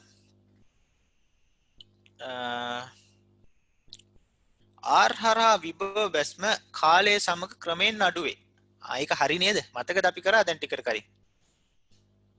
ඒක දැන් මම මුලින් මේ කොටස කරලා ආවේ. නේද? ධාරිත්‍රකයේ වෝල්ට් 10ක් වෙද්දී ඩයෝඩයේ වෝල්ට් 5යි R හරහා වෝල්ට් 5ක් තිබ්බා. ධාරිත්‍රකයේ වෝල්ට් 9ක් වෙද්දී ඩයෝඩයේ හරහා 5ම තියෙනවා R හරහා 4ක් වුණා. ධාරිත්‍රකයේ හරහා වෝල්ට් 8ක් තියෙද්දී ඩයෝඩයේ හරහා 5ම තියෙනවා R හරහා 3ක් වුණා. ඒ කියන්නේ R හරහා තියෙන විභවාන්තරය මොකද උනේ? 10 5න් පටන්ගෙන 4 3 2 1 ඔය විදියට අඩු වුණා. එහෙනම් කාලයත් සමග අඩු වේ නේද? R හරහා තියෙන විභවස්ම කාලයත් සමග අඩු වේ කියන ප්‍රකාශනය සත්‍යයි. එහෙනම් සීත් නිවැරදි. එතකොට A සහ C පමණක් සත්‍ය වේ කියන එක අපිට එනවා.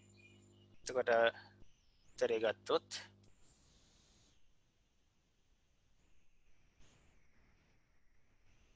මොකක්ද දෙන්නේ?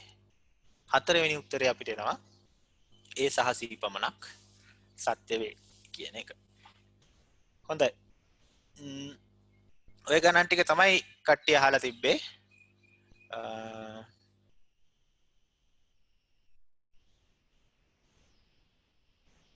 අපි එහෙනම් දැන් පාඩම පටන් ගමු. එතකොට විවරණ කොටස ඉවරයි. ඔය විවරණ ටික කරන්න මම හිතන්නේ අපිට විනාඩි 50ක් විතර ගියා. තේරෙනවද? ඒ ඉතර වෙලාවක් අරන් කරේ ඔය ගණන් ටික හරියට තේරුනොත් ඒක ගොඩක් වටින හින්දා. ඉතින් ඒ උනාට විභාගෙදී ඔය ගණන් හදන්න ඔහම වෙලාව ගන්නෙ නෑනේ ඔයගොල්ලෝ. ඒක තේරුම් කරන්න ඕනින් තමයි මෙච්චර වෙලාවක් ගත්තේ. ඒක කිසිම පාඩුවක් නෑ ඔයගොල්ලන්ට හොඳේ. හරි. දැන් ඉලෙක්ට්‍රොනික විද්‍යාවේ කොටස් 4ක් තියෙනවා කියලා අපි දන්නවා නේ. පළවෙනි කොටස දැන් ඉවරටම ඉවරයි. හොඳයි. තියරි ටිකත් කරා, ගණන් ටිකත් කරා. ට්‍රාන්සිස්ටර් කොටස ඔය දෙවෙනි කොටස අපි දැන් පටන් ගන්න යන්නේ. දෙවෙනි කොටසෙත් බොහොම සුළු ප්‍රමාණයක් අද කරනවා.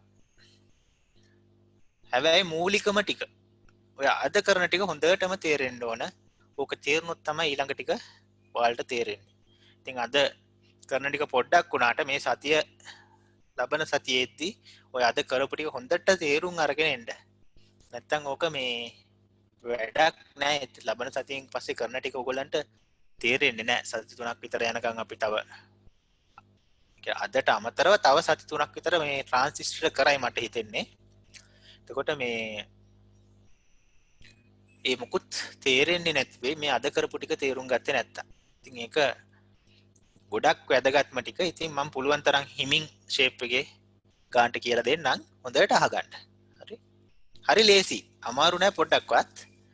වැඩේ තියෙන්නේ අර ඉක්මනට කරද්දි තේරෙන්නේ නැති එක සහ මේ මූලික කරුණු අමතක වීම. තේරෙන දැන් ඔයාලට මතක තියෙන්න ඕන පෙර නැඹුරු කියන්නේ මොකද්ද? පසු නැඹුරු කියන්නේ මොකද්ද? ඒක පෙර නැඹුරු පසු නැඹුරු කරන්නේ කොහොමද? අන්න එහෙම පොඩි මේ තේරලා තියෙන්න ඕන මුල් කොටස. එතකොට මේක තේරෙනවා. හරි. හිමින් සැරේ ඉස්සරහට යමු අහගන්න. හරි. ට්‍රාන්සිස්ටර් නේද? එතකොට ට්‍රාන්සිස්ටර් කියන්නේ අපි පාවිච්චි කරන උපකරණයක්, උපාංගයක්. ඒක මොනකටද පාවිච්චි කරන්න කියන එක මම පස්සේ කියලා දෙන්නම්. ට්‍රාන්සිස්ටර් ඔයගොල්ලෝ කොහොමද දැකලා ඇති.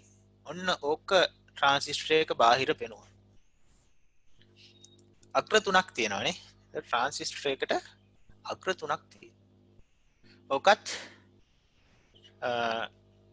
ට්‍රාන්සිස්ටර් වර්ගයක්.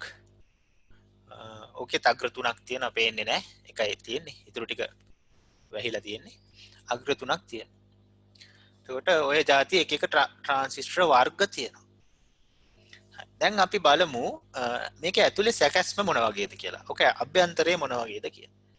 ඉතින් අපි බලමු ඊට කලින් ට්‍රාන්සිස්ටර් වර්ග දෙකක් තියෙනවා.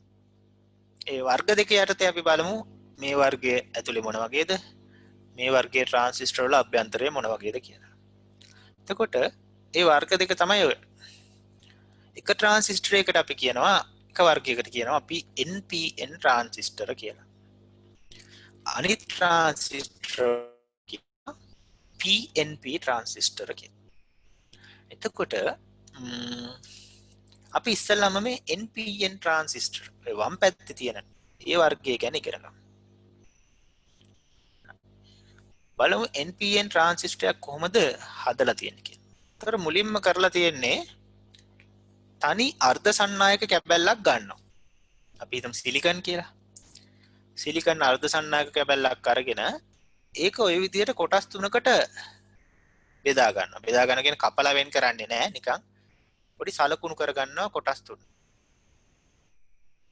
එතන මතක තියාගන්න දෙපැත්තේ කොටසට වඩා මේක ගොඩක් වැදගත් එකක්. පස්සේ තමයි තේරෙන්නේ. මැද තියෙන කොටස ගොඩක් සිහින්. දැන් ඔය රූපේ ඇඳලා තියන්නේ ඔයගලන්ට පේන්න ඕන හින්දා තමයි ඔච්චර ලොකුට ඇඳේ. නැත්තම් ඔය මැද තියෙන කොටස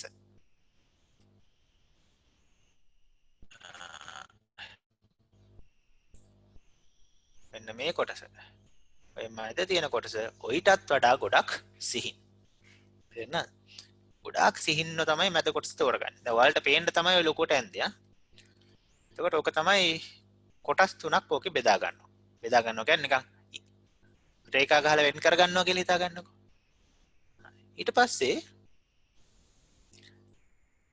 ඒ කොටස් තුන අපි මාත්‍රණය කරනවා ඔන්න ඔය විදියට.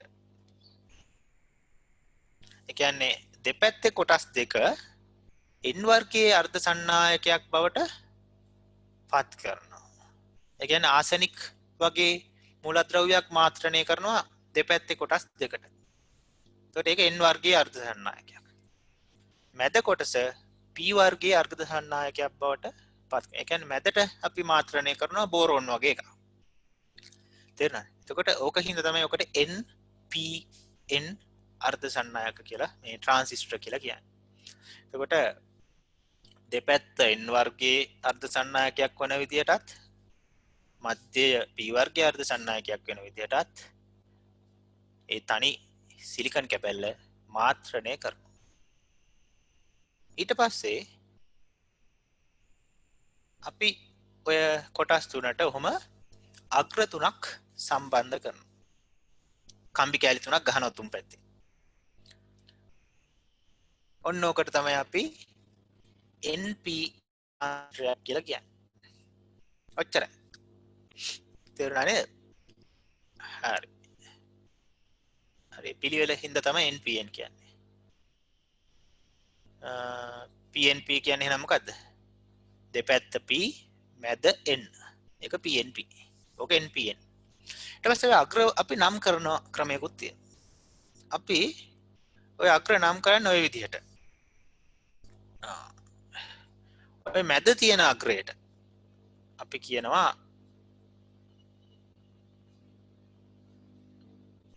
පාදම කියලා.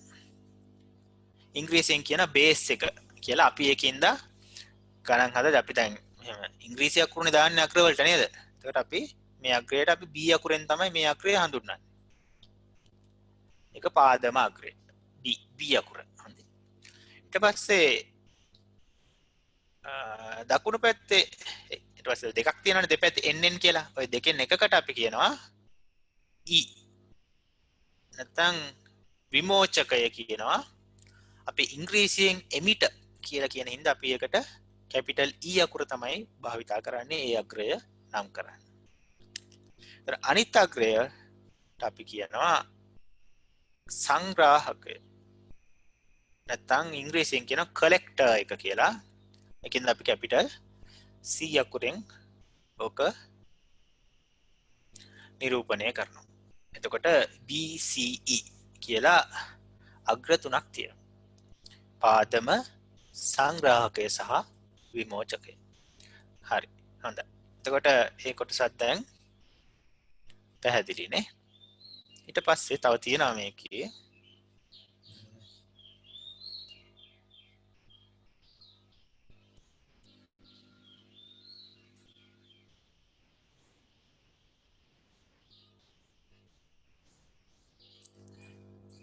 හරි. එතකොට මේක නිකන් හරියට මේ PN සංදියකට අපි කියනවා නේද ඩයෝඩ කියලා. PN සංදියකට අපිට ඩයෝඩයක් කියලා කියන්න පුළුවන්. ඉතින් අපිට ඕක මෙතන ඩයෝඩ දෙකක් නේද? සෙට් කරා වගේ නේද? එන්න මේ වම් පැත්තේ තියෙන PN සංදිය එක ඩයෝඩයක්.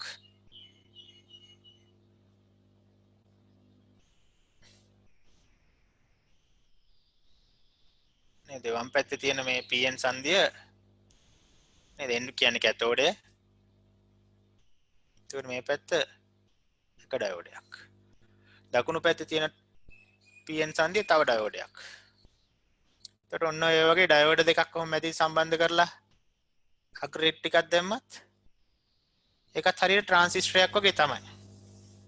ඒ කියන්නේ අපිට නිකන් ඇත්තටම බෑ ඒ උනාට ඩයෝඩ දෙකකිනුත් නිකන් ට්‍රාන්සිස්ටරයක් නිර්මාණය කරගන්න පුළුවන් වගේ. අන්න එහෙම අදහසක් ගන්න පුළුවන්. එහෙම කරන්න බෑ ඇත්තටම. ඒ උනාට නිකන් ඒ වගේ තේරුම් ගන්න පුළුවන්. ඒකට ඔන්න ඔය ඩයෝඩ දෙකක් වගේ තමයි. ඊට පස්සේ හැබැයි ට්‍රාන්සිස්ටරේ සංකේතය අපි කවදාවත් එන්න එහෙම ඩයෝඩ ඇසුරෙන් ඉදිරිපත් කරන්නේ නැහැ. එහෙම නෙවෙයි සංකේතය. ඒ ට්‍රාන්සිස්ටරේ සංකේතය අපි ඔන්න ඔය වගේ එකකින් තමයි පෙන්නන්නේ. එතකොට ඒ රූපේ වගේ ඉතින් තේන එකම වෙනසකට තියෙන්නේ මොකද්ද? විමෝචකයේ ගාව අපි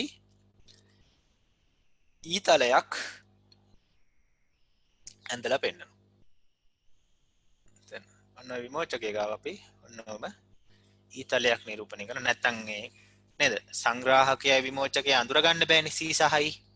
ඒ දෙක අඳුරගන්නේ අර ඊතලයක් ගහලා තියෙන්නේ විමෝචකයට. සංග්‍රාහකයට එහෙම එකක් ගහන්නේ නැහැ.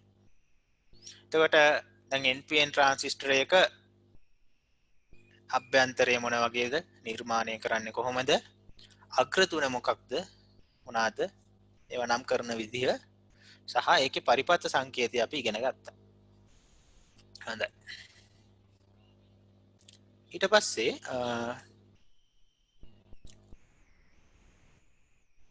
අපි යමු ඊළඟ ට්‍රාන්සිස්ටර් වර්ගයට. අපි ඒකට කියනවා PNP ට්‍රාන්සිස්ටර්. දැන් වෙනස තේරෙනවනේ. අය අලුතෙන් කියලා දෙන්න ඕනේ නැහැ. මොකද්ද? දෙපැත්තේ කොටස් P වර්ගයේ අර්ධ සන්නායක විදිහටත් මැද කොටස N වර්ගයේ අර්ධ සන්නායකයක් වන විදිහටත් මාත්‍රණය කරොත් ඒකට අපි කියනවා PNP ට්‍රාන්සිස්ටර් කියලා. ඊට පස්සේ අර විදිහටම අග්‍ර ටික තියෙනවා. සංග්‍රාහකය, පාදම, විමෝචකය CB සහ E. ඉතින් ඔකත් පුළුවන් ඔන්න ඔය විදිහට ඩයෝඩ් ඇසුරෙන් නිරූපණය කරන්න නේද? හැබැයි අර ඩයෝඩ් වල අග්‍ර දැන් මාරු වෙලා නේ. කලින් අර ඇනෝඩ් දෙකනේ මුහුණට මුහුණලා තිබ්බේ. මේ දැන් කැතෝඩ් දෙක තමයි මුහුණට මුහුණලා තියෙන්නේ. නේද? PN සංදියක් අපිට නේද මෙතන PN සංදිය මෙන්න මේ ඩයෝඩයෙන් නිරූපණය කරන්න පුළුවන්. මෙතන දකුණු පැත්තේ තියෙන PN සංදිය මේ ඩයෝඩයෙන් නිරූපණය කරන්න පුළුවන්. එතකොට ඔය ඩයෝඩ් ඇසුරෙනුත් ට්‍රාන්සිස්ටරයක් නිරූපණය වෙනවා. ඊට පස්සේ මේකේ පරිපත්ත සංකේතය ගත්තොත් ඔය විදිහ වෙනස මොකද්ද? අර විමෝචකයේ තියෙන ඊතලේ පැත්ත මාරු කරලා තියෙනවා. මැද තියෙන රේඛාව දෙසට මැදයට වෙන්න ඇතුල් පැත්තට තමයි දැන් ඊතලයේ හිස හැරලා තියෙන්නේ. කලින් ඔක අනිත් පැත්තට තිබෙ එළියට තිබ්බේ. ඒකට ඊතලයේ දිශාවෙන් තමයි අපි අඳුරගන්නේ මේක NPN ට්‍රාන්සිස්ටරයක්ද PNP ට්‍රාන්සිස්ටරයක්ද කියලා. මේකේ මේ හොඳයි. තේරෙනවද? අර NPN ට්‍රාන්සිස්ටරේ නම් මේ ඊතලයේ දිශාව මෙන්න මෙහෙට තිබ්බේ එළියට. PNP එකේ නම් ඕකේ ඔය තියෙන විදිහට ඇතුළට තියෙනවා. එතකොට ඒ ක්‍රම එකෙන් තමයි මේ අඳුරගන්නේ.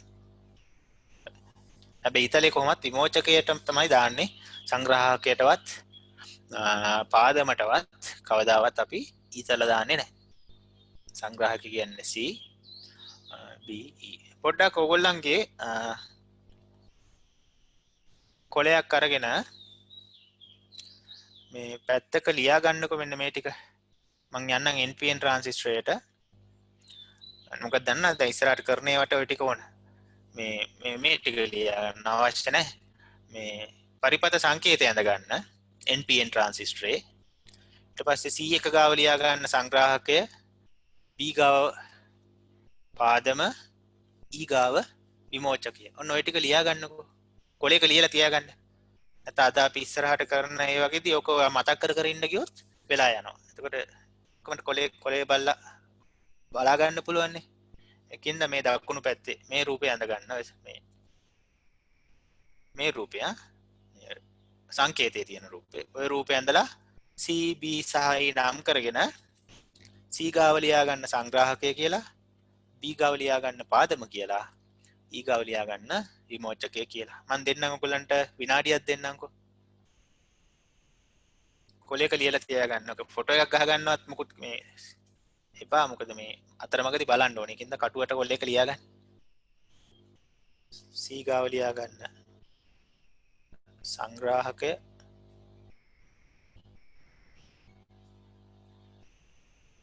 B එක ගාව ලියා ගන්න පාදම, E ගාව ලියා ගන්න විමෝචකය.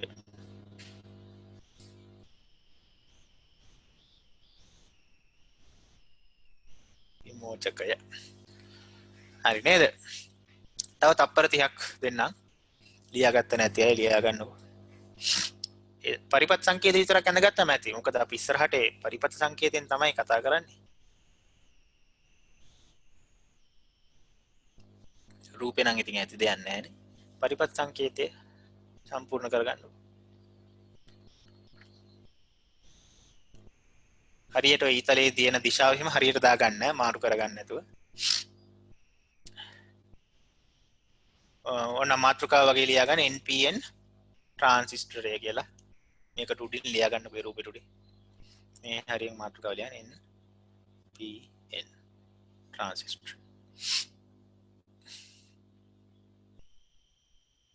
හරිනේ. තව විනාඩි 10ක් දෙන්නම්. සෝරි, තප්පර 10ක් දෙන්නම්.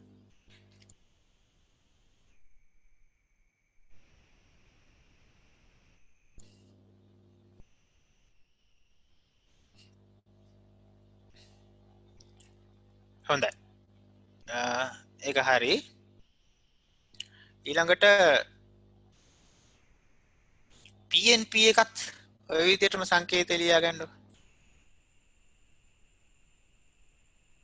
PNP එකත් ඇඳගෙන ඔක NPN නේ ඔක PNP. ඕකටත් ඔකේ සංකේතයත් පැත්තක කොල කෑල්ලක ලියා ගන්න. ඊට පස්සේ උඩින් මාතෘකාව PNP කියලා ලියා ගන්න. එකටත් මම විනාඩි භාගයක් දෙන්නම්.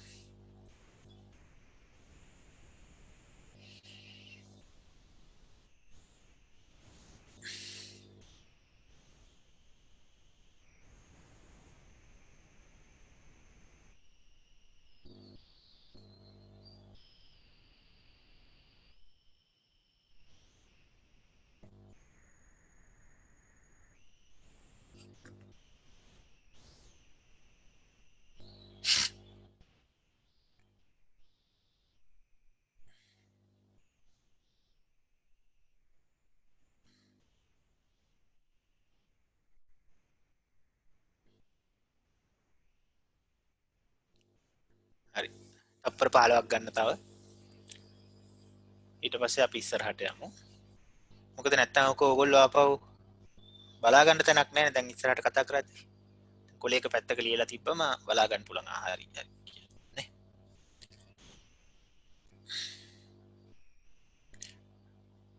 හරි. මම හිතනවා ඒ කාලේ ප්‍රමාණවත්.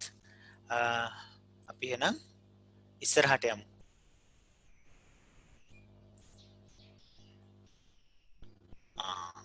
ට්‍රාන්සිස්ටරයක ක්‍රියාකාරීත්වය.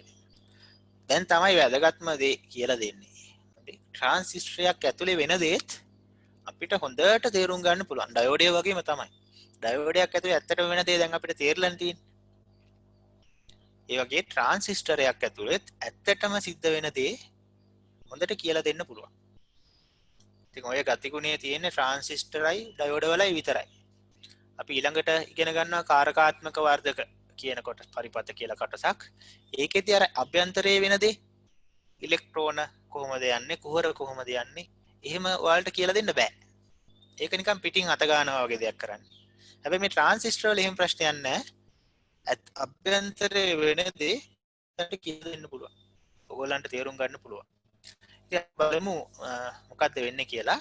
ඉතින් මේ ට්‍රාන්සිස්ටරයක් වැඩ කරන්න විදිහ ක්‍රියාකාරීත්වය අපි තේරුම් ගන්න අපි මෙන්න මේ අවස්ථාව තමයි සලකන්නේ. චුට්ටක් කියව ගන්න මේ වාක්‍ය ට්‍රාන්සිස්ටරයක ක්‍රියාකාරීත්වය විස්තර කිරීම සඳහා ට්‍රාන්සිස්ටරයේ BE සංදිය පෙර නැඹුරු වන ලෙසත් BC සංදිය පසු නැඹුරු වන ලෙසත් නැඹුරු කරන ලද අවස්ථාවක් සලකමු. ඒ කියන්නේ නිකම්ම බෑ අපි ඔය ට්‍රාන්සිස්ටරයේ BE සංදිය පෙර නැඹුරු කරනවා BC සංදිය පසු නැඹුරු කරනවා. ඔහොම කරලා තමයි තේරුම් ගන්න. ඔය ඉලෙක්ට්‍රෝන එහෙම ඇතුලේ ගමන් කරන ආකාරය. ඉතින් මතක තියාගන්න. يعني ට්‍රාන්සිස්ටරයක් වැඩ කරන්න නම් එයාගේ BE සංදිය පෙර නැඹුරු වෙන්න ඕන. BC සංදිය පසු නැඹුරු වෙන්නත් ඕන. පොඩ්ඩක් කොලේ ඔය කොටසත් ලියා ගන්න. BE කියලා ලියලා ඉරක් ගහලා ඊතලයක් ගහලා පෙර නැඹුරු කියලා ලියා ගන්න. BC කියලා ඉරක් ගහලා පසු නැඹුරු කියලා ලියා ගන්න. නැත්නම් ඔය දෙක පැටලුනොත් ඒත් බෑ. තප්පර 30ක් වගේ දෙන්නම්. BE කියලා ඉරක් ගහලා ඒ සංදිය ඉරක් ගහලා පෙර නැඹුරු වෙන්න ඕන. BC සංදිය ඉරක් ගහලා පසු නැඹුරු කියලා ලියා ගන්නකො කොලේක. දැන් ඒක ඔළුවේ තියාගෙන අපි ඉස්සරහට යන්න ඕන. නැත්තම් මම මතක් කරද්දි ඔයගලන්ට මතක් වුනේ නැත්තම් ප්‍රශ්නයක්. කොලේ ලියාගත්තම හරි.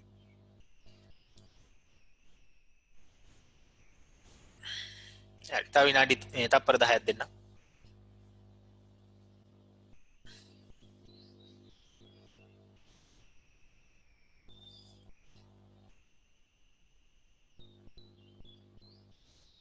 හරි. හරි. අන්න දැන් අපි එහෙනම් මොකක්ද දැන් අපි කරන්නේ? BE සංදිය පෙර නැඹුරු කරන්න ඕන. BC සංදිය පසු නැඹුරු කරන්න ඕන. දැන් ඔය පහළ තියෙන්නේ ට්‍රාන්සිස්ටරයේ අභ්‍යන්තරයේ ඇඳලා NPN ට්‍රාන්සිස්ටර්. මතක තියාගන්න NPN ට්‍රාන්සිස්ටරයක් තමයි ගන්නෙ. හරි. වර්ග දෙකක් තිබ්බට අපි මේ උදාහරණ වලට ගන්නෙ NPN. ඒ කියන්නේ සාමාන්‍යයෙන් අපේ සිලබස් එකේ අහන්නේ සාමාන්‍ය පාස් පේපර්ස් ගත්තොත් 95%කට වඩා නිතරම වගේ අහන්නේ NPN ට්‍රාන්සිස්ටර් පිළිබඳ තමයි. PNP ගැන අහන්නේ නැහැ. අහලම නිකන් බහුවර්ණ වල නිකන් එකක් දෙයක් අහලා තිබ්බා වගේ මතකයි. සාමාන්‍ය අහන්නෙම නැහැ PNP ඒවා. කියන්නේ නැත්තම් සිලබස් එක ගොඩක් ලොකු වෙනවා. ඉතින් අපි ඒකින්ද NPN එක ගැන විතරයි ඉගෙන ගන්න. ඉතින් ඒක හින්දා මේ PNP එක ගැන ඔයගොල්ලෝ ලොකුවට ඉගෙන ගන්න අවශ්‍ය නැහැ. NPN එක හොඳට තේරුම් ගත්තොත් ප්‍රමාණවත් වෙනවා. දැන් ඔන්න රූපේ තියෙනවා කෝෂ සම්බන්ධ කරලා තියෙනවා. දැන් පෙර නැඹුරු පසු නැඹුරු කියලා ලියලක් තියෙනවා. BE සංදියට පෙර නැඹුරු කියලා තියෙනවා. BC එහෙම ලිව්වට වැඩක් නැහැනේ. ඔක පෙර නැඹුරු කියලා ඔයාලට තේරෙන්න ඕන. ඔය බැටරි සම්බන්ධ කරලා තියෙන විදිහෙන් තමයි පෙර නැඹුරු කරන්නේ පසු නැඹුරු කරන්නේ. පොඩ්ඩක් බලන්න ඕගොල්ලන්ට තේරෙනවද කියලා ඔක පෙර නැඹුරු කියලා. කොහොමද ඒක තේරුම් ගන්නෙ? මම මෙහෙම ගන්නම්. දැන් මම කරන්න යන්නේ BE සංදිය පෙර නැඹුරුයි කියලා ඔප්පු කරනවා. ඔය දීලා තියෙන විදිහට. BC සංදිය පසු නැඹුරුයි කියලා ඔප්පු කරමු.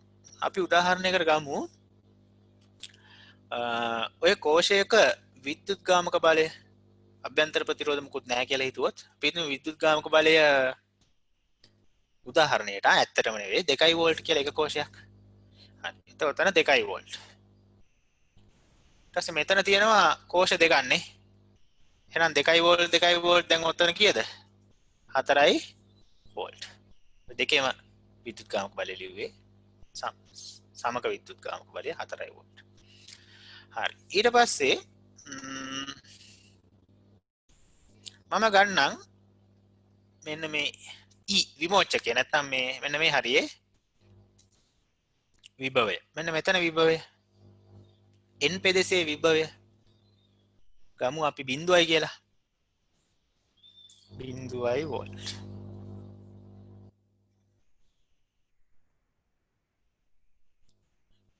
බිඳුවයි වෝල්ට්. n පෙදෙසේ විභවය 0යි. ඒ කියන්නේ n කියන්නේ අපි ගන්න කැතෝඩයනේ. කැතෝඩයේ විභවය එතකොට 0යි. එතකොට අපි දන්නවා එතන බිඳුව නම් නේද මේකේ මෙන්න මේ හරියෙත් විභවය 0යි.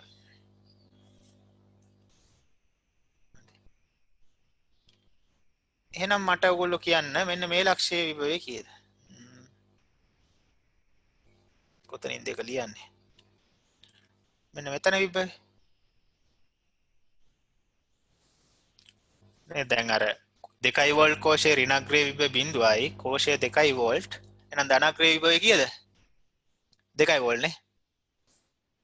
2 වෝල්ට් වෙනවා. ඒක ඔන්න 2 වෝල්ට්. හරි. එතකොට එහෙනම් මෙන්න මේ B ලක්ෂය මෙන්න මෙතන විභවයත් කීයද? 2 වෝල්ට්. කියන්නේ P නේ නේද? එතකොට මේ P ඒ අග්‍රේ සම්බන්ධ වෙලා තියෙන P ට. P කියන්නේ ඇනෝඩයට. එහෙනම් ඔතන ඇනෝඩේ විභවය 2 වෝල්ට්. කැතෝඩේ විභවය 0 වෝල්ට්. එහෙනම් ඇනෝඩේ විභවය ඇනෝඩ් කියන්නේ B නේ. ඇනෝඩේ විභවය වැඩි කැතෝඩේ විභවයට වඩා. අන්න ඒ අවස්ථාවට අපි කියනවා පෙර නැඹුරුයි කියලා. එහෙනම් ඔය BE සංදිය පෙර නැඹුරුයි නේ. P වල විභවය වැඩි N වල විභවයට වඩා නම් ඒක පෙර නැඹුරුයි.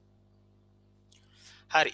අපි දැන් BE සංදිය පෙර නැඹුරුයි කියලා ඔප්පු කරා. BC සංදිය පසු නැඹුරුයි කියලා ඔප්පු කරමු. හරි. එතකොට දැන් B ලක්ෂයේ විභවය 2 වෝල්ට්. ඒක හරි. දැන් ඔයාලා මට කියන්න මේ ලක්ෂයේ විභවය මොකද්ද? මෙන්න මෙතන විභවය. නේද? දැන් ඔය 4 වෝල්ට් බැටරි දෙකක් තියෙන ඉඳ 2 2 4යි. તો ඍණාග්‍රේ පැත්තේ විභවය 2 වෝල්ට් නම් කෝෂය හරහා වෝල්ට් 4ක් තියෙනවා නම් ධනාග්‍රේ පැත්තේ විභවය කීයද? 2ට 4ක් එකතු වෙන්න ඕනේ. එතකොට වෝල්ට් 6ක් එනවා. එතකොට ඒක වෝල්ට් 6යි. දැන් ඔතන වෝල්ට් 6 නම් මේ C වල මෙතන වෝල්ට් කීයද? එතනත් වෝල්ට් 6. එහෙනම් දැන් BC සංදිය ගත්තොත් P කියන්නේ ඇනෝඩේනේ. N කියන්නේ කැතෝඩේ. කියන්නේ B කියන්නේ ඇනෝඩය. N කියන්නේ කැතෝඩේ. ඒතර ඇනෝඩේ විභවය 2යි. කැතෝඩේ විභවය 6යි. කියන්නේ ඇනෝඩේට වඩා කැතෝඩේ විභවය වැඩි වෙලානේ. එහෙනම් ඒක පසු නැඹුරු අවස්ථාවේ තියෙන. නේද? N වල විභවය P වල විභවයට වඩා වැඩි නම් ඒක පසු නැඹුරුයි. හරියනේ නේ. N වල විභවය 6යි P වල විභවය 2යි. එහෙනම් ඔන්න BC සංදිය පසු නැඹුරු වෙලා තියෙනවා. එතකොට ඒක පසු නැඹුරුයි. දැන් ඔයගලන්ට තේරුණා පෙර නැඹුරු සහ පසු නැඹුරු වෙලා තියෙන බව තේරුණා.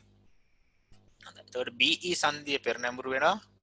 BC සංදිය පසු නැඹුරු වෙනවා. මම ටිකක් උදාහරණ සංකේත ටිකක් දාලා තේරුම් කරේ. හරි. එතකොට ඕකම අපිට සංකේතාත්මකව නිරූපණය කරන්න පුළුවන් මෙහෙමනේ. පරිපත් සංකේතයට අනුව NPN ට්‍රාන්සිස්ටරයක් BE පෙරනැඹුරුයි BC පසු නැඹුරු. හොඳයි. කොට අරකම තමයි පරිපත සංකේතයකින් ඉදිරිපත් කරන්නේ. ඔන්න ඔය අවස්ථාවේ තියෙන ට්‍රාන්සිස්ටරයකින් තමයි අපි ඉස්සරහට විස්තරය කරගෙන යන්නේ. එහෙනම් අපි ඊළඟ පිටුවට යන්න. දැන් මම මේ කරේ මම පොඩ ආපහු වතන්ට යන්න. මේ ඉස්සෙල්ලාම මම ඔය BE සංදිය විතරක් අපි සලකමු. නැත්නම් ඔක සංකීර්ණයි. මෙන්න මේ කොටස. BE සංදියේ සිද්ධ වෙන සිදුවීම අපි සලකමු. අර BC සංදිය ඒක අපි පස්සේ බලමු. අන්න එතකොට BE සංදියට ගියොත් එතකොට වම් පැත්ත විතරයි ගත්තේ. පෙරනැඹුරු කරපු BE එක BC එක පස්සේ බලමු. ඒක තියෙනවා නැත්තේ නෑ. තේරෙනවද? ඒ ටික මේක මේ එහා පැත්තේ කොහොම දිගට තියෙන පැත්තේ. කොහොම තියෙනවා. එතකොට මේ මෙතනින් අර කම්බියත් කොහොම තියෙනවා. මේ පැත්තේ කෝෂ ටිකත් ඔන්නෝම තියෙනවා. නැත්තේ නෑ. අපි ඒ ටික දැනට නොසලකා හරිමු. හරි. දැන් බලන්නකෝ ලස්සන කතාවක් වෙනවා. වැඩක් වෙන්නේ ලස්සන දෙයක් වෙනවා. අපි හිතමු ඔන්න පෙරනැඹුරු වෙලා තියෙනවා BE සංදිය. එතකොට පෙරනැඹුරු නම් ධාරාව ගලනවනේ. ඩයෝඩ් එක උනත් නේද? නම් මේකේ ධාරාවක් ගලනවා. එතකොට අපි දන්නවා ওই පැත්තට ධාරාවක් ගලනවා. ධන සිට ඍණටනේ ධාරාව ගලනවා නන්නේ. අපි ඒක නිකන් ධාරාව ගලන දිශාව ඇන්දොත් එහෙමම නෙවෙයි නෝම ගිහිල්ලානේ. ඔහොම ධාරාවක් ගලනවා ඉතින් ධනෙන් ඍණට. ඔන්න ඔය විදිහට මේකේ ධාරාවක් ගලනවා. එතකොට E විමෝචකයේ ගාවින් විමෝචකය කියන එක දන්නවනේ කැපිටල් E අකුර විමෝචකයට දාන්නේ. විමෝචකයෙන් එළියට එනවා ධාරාවක් අපිට IE කියලා ධාරාවක්. IE විමෝචකයෙන් එළියට එනවා මෙන්න මේ IE කියන ධාරාව. ඒතර අපි දන්නවා හැම වෙලාවෙම ධාරාව ගලන දිශාවට ප්‍රතිවිරුද්ධව ඉලෙක්ට්‍රෝන ගමන් කරනවා. එතකොට මේ කෝෂයේ ඍණාග්‍රයෙන් අනිත් පැත්තට IE ධාරාව ගලන දිශාවට ප්‍රතිවිරුද්ධ දිශාවට ඉලෙක්ට්‍රෝන ගමන් කරනවා. ඒතර ඉලෙක්ට්‍රෝනය ඔහොම ගිහිල්ලා නේද? E ලක්ෂයෙන් ධාරිත්‍රකයට ඇතුල් වෙනවා. මෙතනින් තමයි මේක ධාරිත්‍රකයට ඇතුළු වෙන තැන. ඒ කියන්නේ ඉලෙක්ට්‍රෝන විමෝචනය කරන්නේ උතනින්නේ. ඒක තමයි යෝකට විමෝචකය කියලා කියන්නේ. තේරුණාද? ඉලෙක්ට්‍රෝන විමෝචනය කරනවානේ මේ ලක්ෂයනේ. මෙතනින් තමයි E වලින් තමයි ධාරිත්‍රකයට ඉලෙක්ට්‍රෝන දෙන්නේ. නිකුත් කරන්නේ. විමෝචනය කරන්නේ. ඉතින් ඕකට අපි කියනවා විමෝචකය කියලා. ඉතින් දැන් බලමු මෙතනින් එතකොට මොකක්ද වෙන්නේ? ඉලෙක්ට්‍රෝන නිකුත් කරනවා. ඔන්න ඔය විදිහට මේ ඩයෝඩයට N පෙදෙසට ඉලෙක්ට්‍රෝන නිකුත් කරනවා. එතකොට ඒකෙන් ඔන්න ඉලෙක්ට්‍රෝන අපි ඔහොම නිකුත් වුණා කියලා හිතමුකෝ. ඔතන මම දැන් ඉලෙක්ට්‍රෝන 1 2 3 4 5ක් ඇන්දා. එනට 5ක් නෙවෙයි. හිතා ගන්න බැරි විශාල ඉලෙක්ට්‍රෝන ප්‍රමාණයක් ඔතෙන් නිකුත් වෙනවා. ගොඩාක් නිකුත් වෙනවා. දැන් ඔයාලට තේරෙන්න ඕන හින්දා 5ක් ඇන්දේ. දැන් ඊට පස්සේ මොකද්ද වෙන්නේ? ඔය ආපු ඉලෙක්ට්‍රෝන ටික දැන් පෙරනැඹුරු වෙලානේ තියෙන්නේ. ඒතර ඉලෙක්ට්‍රෝන වලට සංදිය හරහා ගමන් කරන්න පුළුවන්. බාධාවක් නැහැ. එතකොට ඔන්න ඔය ඉලෙක්ට්‍රෝන ටික මැද P පෙදෙසට යනවා. ඔන්න ගියා P පෙදෙසට. දැන් මොකද වෙන්නේ? ඔය P පෙදෙසේ දැන් ඔක්කොම ඉලෙක්ට්‍රෝන වලට ගොඩක් ඉලෙක්ට්‍රෝන ගියාට ඔය ඉලෙක්ට්‍රෝන වලින් කිසියම් ඉලෙක්ට්‍රෝන ප්‍රමාණයක් මෙන්න මෙතන ධන විභවය දකින්න. කියන්නේ මෙන්න මේ හරිය. නේද? කෝෂයේ ධනාක්‍රය තියෙනවනේ එතන. එහෙනම් මොකක්ද වෙන්නේ? එතන මේ තියෙන ඉලෙක්ට්‍රෝන වලින් කිසියම් ඉලෙක්ට්‍රෝන ප්‍රමාණයක් මෙතනින් පහළට ඇවිල්ලා ওই ධනාක්‍රයට යනවා. හැබැයි ඒ යන ඉලෙක්ට්‍රෝන ප්‍රමාණය හුඟක් පොඩි ඉලෙක්ට්‍රෝන ප්‍රමාණයක්. හේතුව මම තව ටිකකින් කියන්න දෙයක් නැහැ. ඒක රාදි තේරෙනවා. එතකොට අපි හිතමු දැන් ඉලෙක්ට්‍රෝන 5ක් ආවා. පහෙන් එකක් විතරක් අර ධන විභවයේ තියෙන කෝෂයේ ධනාග්‍රයට දිශාවට ගමන් කරන්න පටන් ගන්නවා. කොහොම ගිහිල්ලා ඉලෙක්ට්‍රෝනය යනවා කෝෂයේ ධනාග්‍රයට ගිහිල්ලා එතකොට එයාගේ පාර සම්පූර්ණ කරගන්න. ඉලෙක්ට්‍රෝන ගොඩක් ආවා p පෙදෙසට ඉතා සුළු ප්‍රමාණයක් විතරක් ඔය b ගෙන් නැත්නම් පාදමෙන් ඉවතට ගියා. එතකොට b ලක්ෂයෙන් ඉවතට ගියානේ ඉලෙක්ට්‍රෝන පහළට ආවනේ නේ. මෙන්න මේ b ලක්ෂයෙන් පහළට ඉලෙක්ට්‍රෝන ආවා. එහෙනම් ඒ ඉලෙක්ට්‍රෝන ගමන් කරපු දිශාවට ප්‍රතිවිරුද්ධ දිශාවට මොකක්ද වෙලා තියෙන්නේ? ධාරාවක් පවතින්න ඕන. අන්නේ ධාරාවට අපි කියනවා පාදම ධාරාව කියලා. පාදම ධාරාව කිව්වට අපි ඔක ලියන්නේ IB අකුරෙන්. IB කියලා තමයි කියන්නේ. ඒතර අපි දැන් දේවල් කීපයක් ඉගෙන ගත්තා නේද? මේක ඇතුලේ ඉලෙක්ට්‍රෝන කොහමද ගමන් කරන්නේ? ඒ ගමන් කරද්දී ඒ ඉලෙක්ට්‍රෝන වලින් කිසියම් ප්‍රමාණයක් p පෙදෙස ඇතුලේ තියෙද්දි ඉතා සුළු ප්‍රමාණයක් විතරක් b පාදමෙන් ඉවතට ගමන් කරනවා. ඒතර ධාරා දෙකක් ඇති වෙනවා කියලා ඉගෙන ගත්තා. නේද? විමෝචකයෙන් ගලන ධාරාව IE කියලා ඉගෙන ගත්තා. පාදමෙන් ගලන ධාරාව IB කියලා ලකුණු කරනවා. හරි. දැන් ඕක ඉතුරු කොටස බලමු. ඒතර හැබැයි මේ දෙන්න සමාන නැහැ. හොඳේ. සමාන නැති වෙන්න ඕනනම් ඉතින් මේක සම්පූර්ණ නැහැ තාම පරිපතනේ මෙන්න මෙතනින් මෙහෙම කෑල්ලක් එහෙම තියෙනවනේ. එතකොට මේ IEIB ට සමාන වෙන්න ඕන කියලා ගන්න නැහැ. මොකද මේ පුඩුවට එහෙම යටදී තව කොටස් සම්බන්ධ වෙනවා. මේ පහළදී මෙන්න මේ හරියදී තව අග්‍රයක් සම්බන්ධ වෙන හින්දා IEIB ට සමාන නැහැ. හොඳයි. ඉතා සුළු ඉලෙක්ට්‍රෝන ප්‍රමාණයක් තමයි B ගෙන් පහළට එන්න ඉවතට යන්නේ. කියන මේ IB කියන ධාරාව ඉතා කුඩා ධාරාවක් වෙනවා. හරි. අපි ඉස්සරහට යන් ඕවා ආපහු කතා කරනවා. හොඳයි. දැන් අපි බලමු අනිත් පැත්තට මොකද වෙන්නේ. අර පසු නැඹුරු කරපු BC සංදිය තියෙනවනේ. දැන් අර වම් පැත්ත ටික කතා කරා. පෙර නැඹුරු කරපු BE සංදිය. දැන් අපි බලන පසු නැඹුරු කරපු BC සංදියට මොකද වෙන්නේ. හරි. දැන් මේ ඉලෙක්ට්‍රෝන පහක් තියෙනවනේ. ඔය ඉලෙක්ට්‍රෝන පහ තමයි අර අනිත් පැත්තේ ඉඳන් ආපු ඉලෙක්ට්‍රෝන පහ මැදට. එතකොට මේ ඉලෙක්ට්‍රෝන පහ දැන් තේරෙනවා. හොඳයි ඉලෙක්ට්‍රෝන පහක් ආවනේ. ඒ ඉලෙක්ට්‍රෝන පහ තමයි ඔය. ඒ වගේම මේ සංදිය පසු නැඹුරුයිනේ. පසු නැඹුරු නම් අපි දන්නවා අනිවාර්යෙන් මොකද්ද? සංදියේ තියෙන්න ඕන හායිත ප්‍රදේශයක්. එතකොට ඔය සංදියේ තියෙනවා හායිත ප්‍රදේශයක්. ඊට පස්සේ එතකොට ඔය හායිත ප්‍රදේශ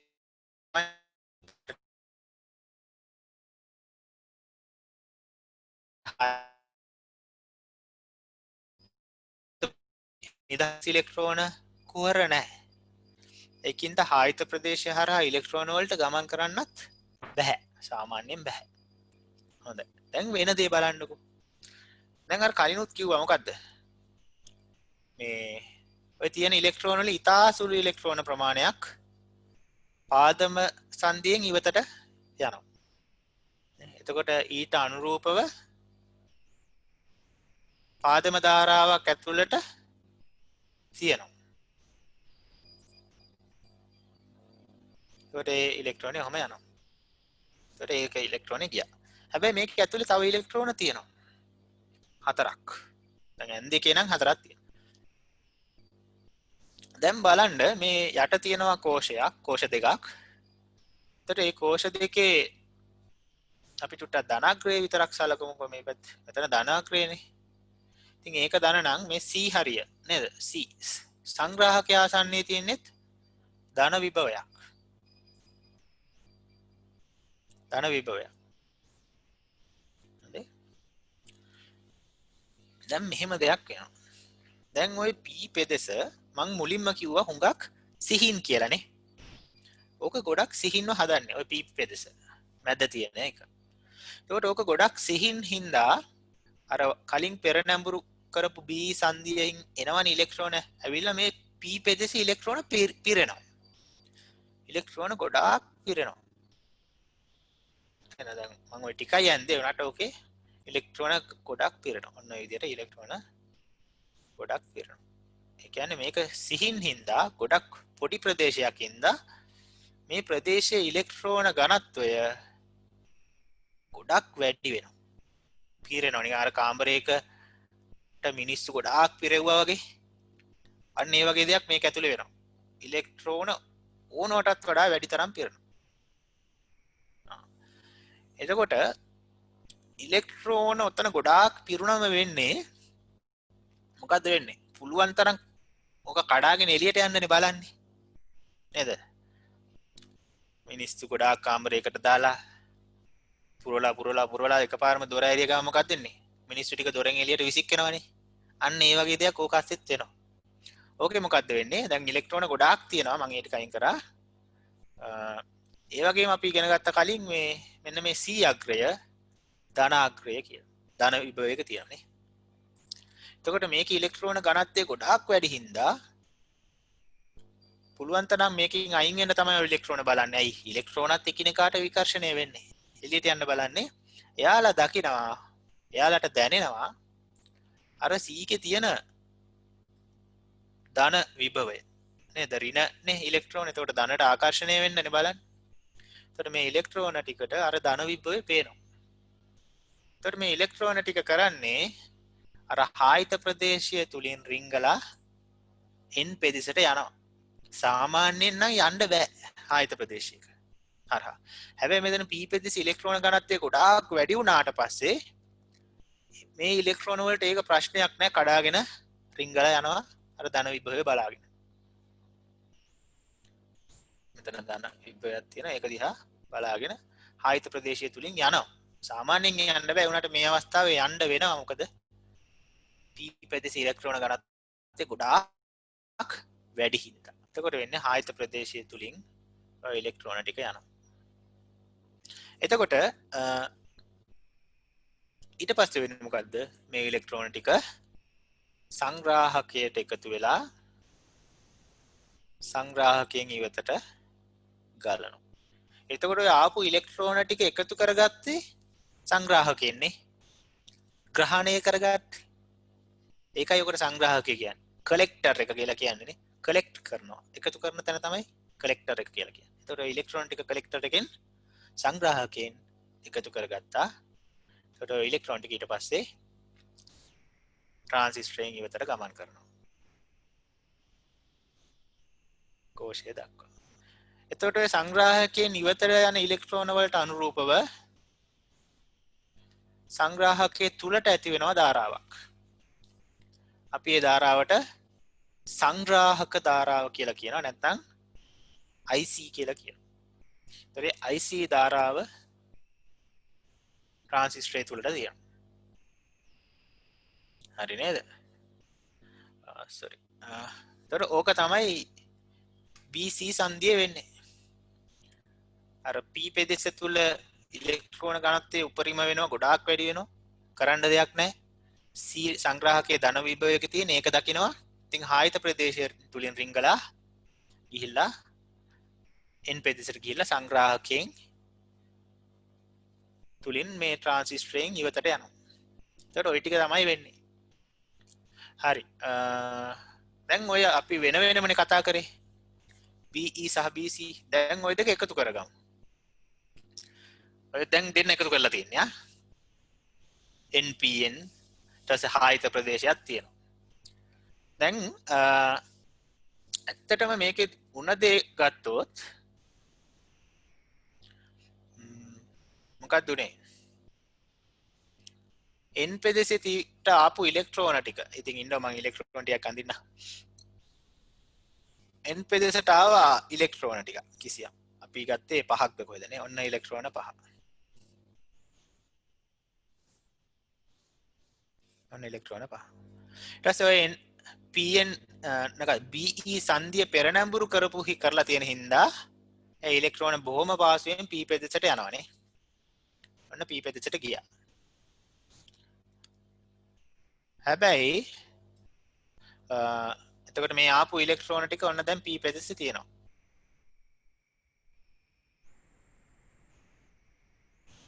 ඊට පස්සේ හැබැයි කිසියම් ඉලෙක්ට්‍රෝන ප්‍රමාණයක් B සංදියෙන් පහළට ගියා. ඒ වගේම අපි ඉගෙන ගත්ත මේ p සංදිය ගොඩක් මේ p පෙදෙස ගොඩක් සිහින්න චූටියට හදලා තියෙන හින්දා මේක ඉලෙක්ට්‍රෝන ඝනත්වය ගොඩාක් වැඩි වෙලා. එතකොට ඉලෙක්ට්‍රෝන ඝනත්වය ගොඩක් වැඩි වුණාට පස්සේ මොකද වෙන්නේ? එයාලා දකිනවා අර මෙතන C සංග්‍රාහකයේ තියෙන ධන විභවය.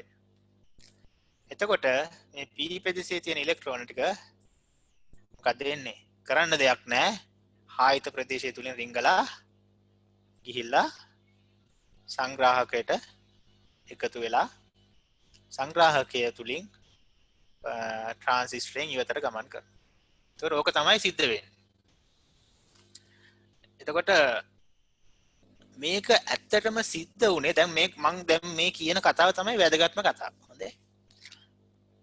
එතකොට පිටින් බැලුවම මොකද්ද වෙලා තියෙන්නේ? E සිට C දක්වා ට්‍රාන්සිස්ටර් තුලින් ඉලෙක්ට්‍රෝන ගමන් කළානේ. ඔන්න ඔය පැත්තට ඉලෙක්ට්‍රෝන ගමන් කරපු එක නුනේ. හැබැයි ඒ ඉලෙක්ට්‍රෝන ගමන් කරද්දී මේ ආයත ප්‍රදේශයේ ලොකුම බාධා ඔය ආයත ප්‍රදේශය තුලින් ඉලෙක්ට්‍රෝන ගමන් කරන්න කලින් ඉලෙක්ට්‍රෝන ටික p පෙදෙසට ආවනේ. p පෙදෙසට ආවේ මොකක් හින්දාද? n පෙදෙසෙන් p පෙදෙසට ඉලෙක්ට්‍රෝන ටික ආවේ මොකක් කරපු හින්දාද? මේ be සංදිය පෙර නැඹුරු කරපු හින්දානේ. තේරුණාද? එතකොට be සංදිය පෙර නැඹුරු කරපු හින්දා තමයි p පෙදෙසට ඉලෙක්ට්‍රෝන ටික ආවේ. ඒ ඉලෙක්ට්‍රෝන ආපු හින්දා තමයි p පෙදෙස තුල ඉලෙක්ට්‍රෝන ඝනත්වය ගොඩක් වැඩි වෙලා මේ ආයත ප්‍රදේශයේ කඩාගෙන ඉලෙක්ට්‍රෝන එහා පැත්තට ගියේ. තේරුණාද? ඒ කියන්නේ be සංදිය පෙර නැඹුරු කරලා තිබ්බේ නැත්තම් ඕකේ ඉලෙක්ට්‍රෝන ගමන් කිරීමක් කොහෙත්ම සිද්ධ වෙන්නේ නැහැ. තේරුණා? ඔය be සංදිය පෙර නැඹුරුද පෙර නැඹුරු කරාද නැද්ද කියන එක මත තමයි තීරණය වෙන්නේ මේකේ ඉලෙක්ට්‍රෝන ගලනවද නැද්ද කියන එක. ඉතින් ඒකයි මේ වැඩේ. එතන be සංදිය පෙර නැඹුරු හරියට ඕක නිකන් වෑල් එකක් වගේනේ. වතුර ගලන වෑල් එක ටැප් එක නේ ටැප් එක අපි අතෙන් කරකවනවානේ. කරකවලා වහනවා නැත්නම් අරිනවා. එතකොට වතුර ගලනවද නැද්ද කියලා එක තීරණය වෙන්නේ අපි වෑල් එක වැහුවද ඇරියද කියන එක මතනේ.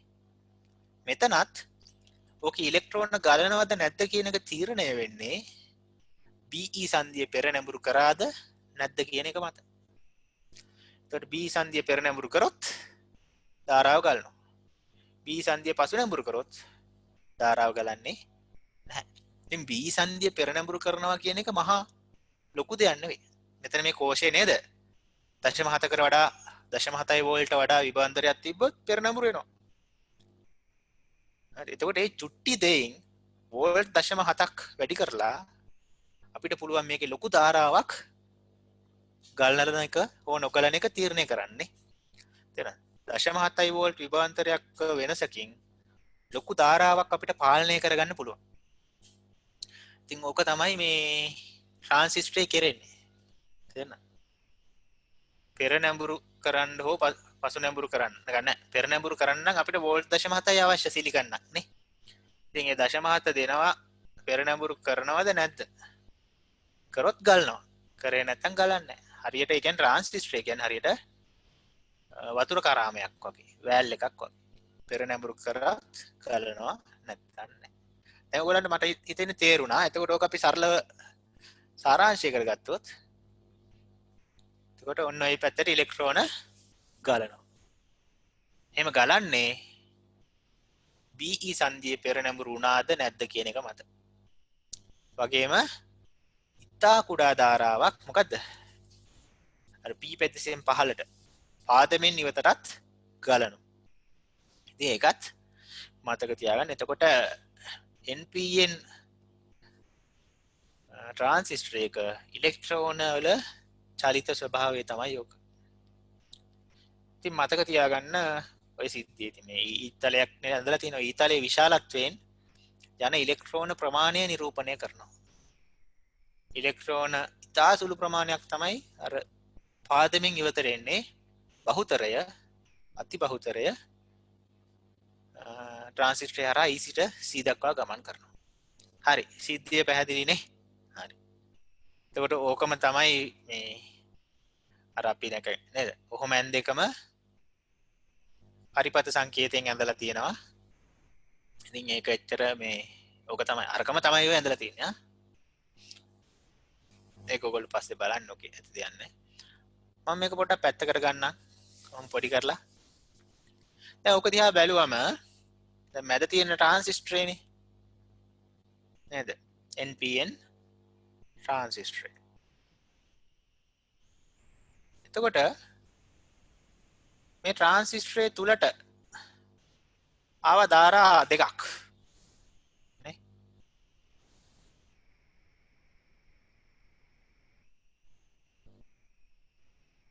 නේද? මෙන්න මේ IB ධාරාව ආවෙත් ට්‍රාන්සිස්ටරේ තුලට IC ධාරාව තියෙන්නේ ට්‍රාන්සිස්ටරේ තුලට.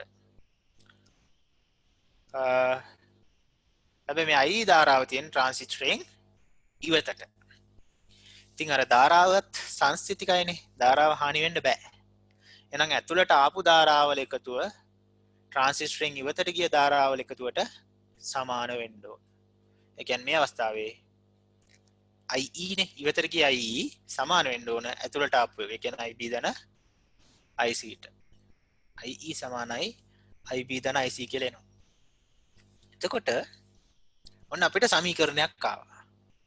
ඕක වැදගත් සමීකරණයක් නිතරම භාවිතා වෙනවා.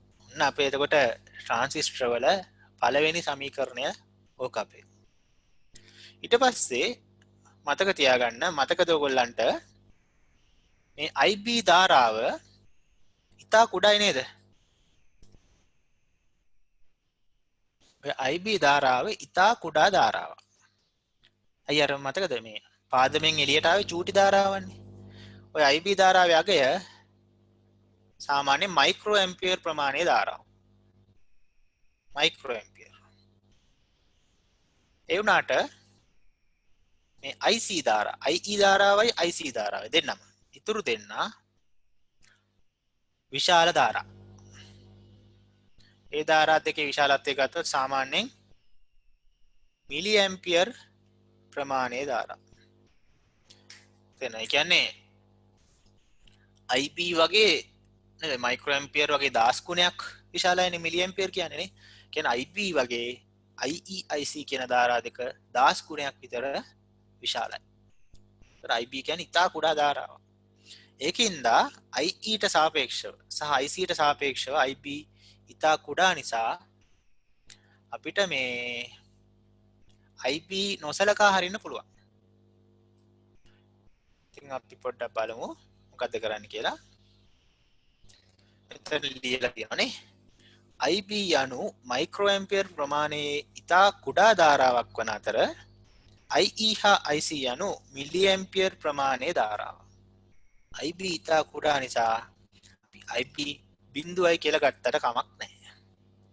IB බිඳුවක් නම් අර උඩ සමීකරණය මොකද්ද? IB අයින් වෙනවනේ. එතකොට IE සමානයි IC කියලා ලියන්නත් පුළුවන්.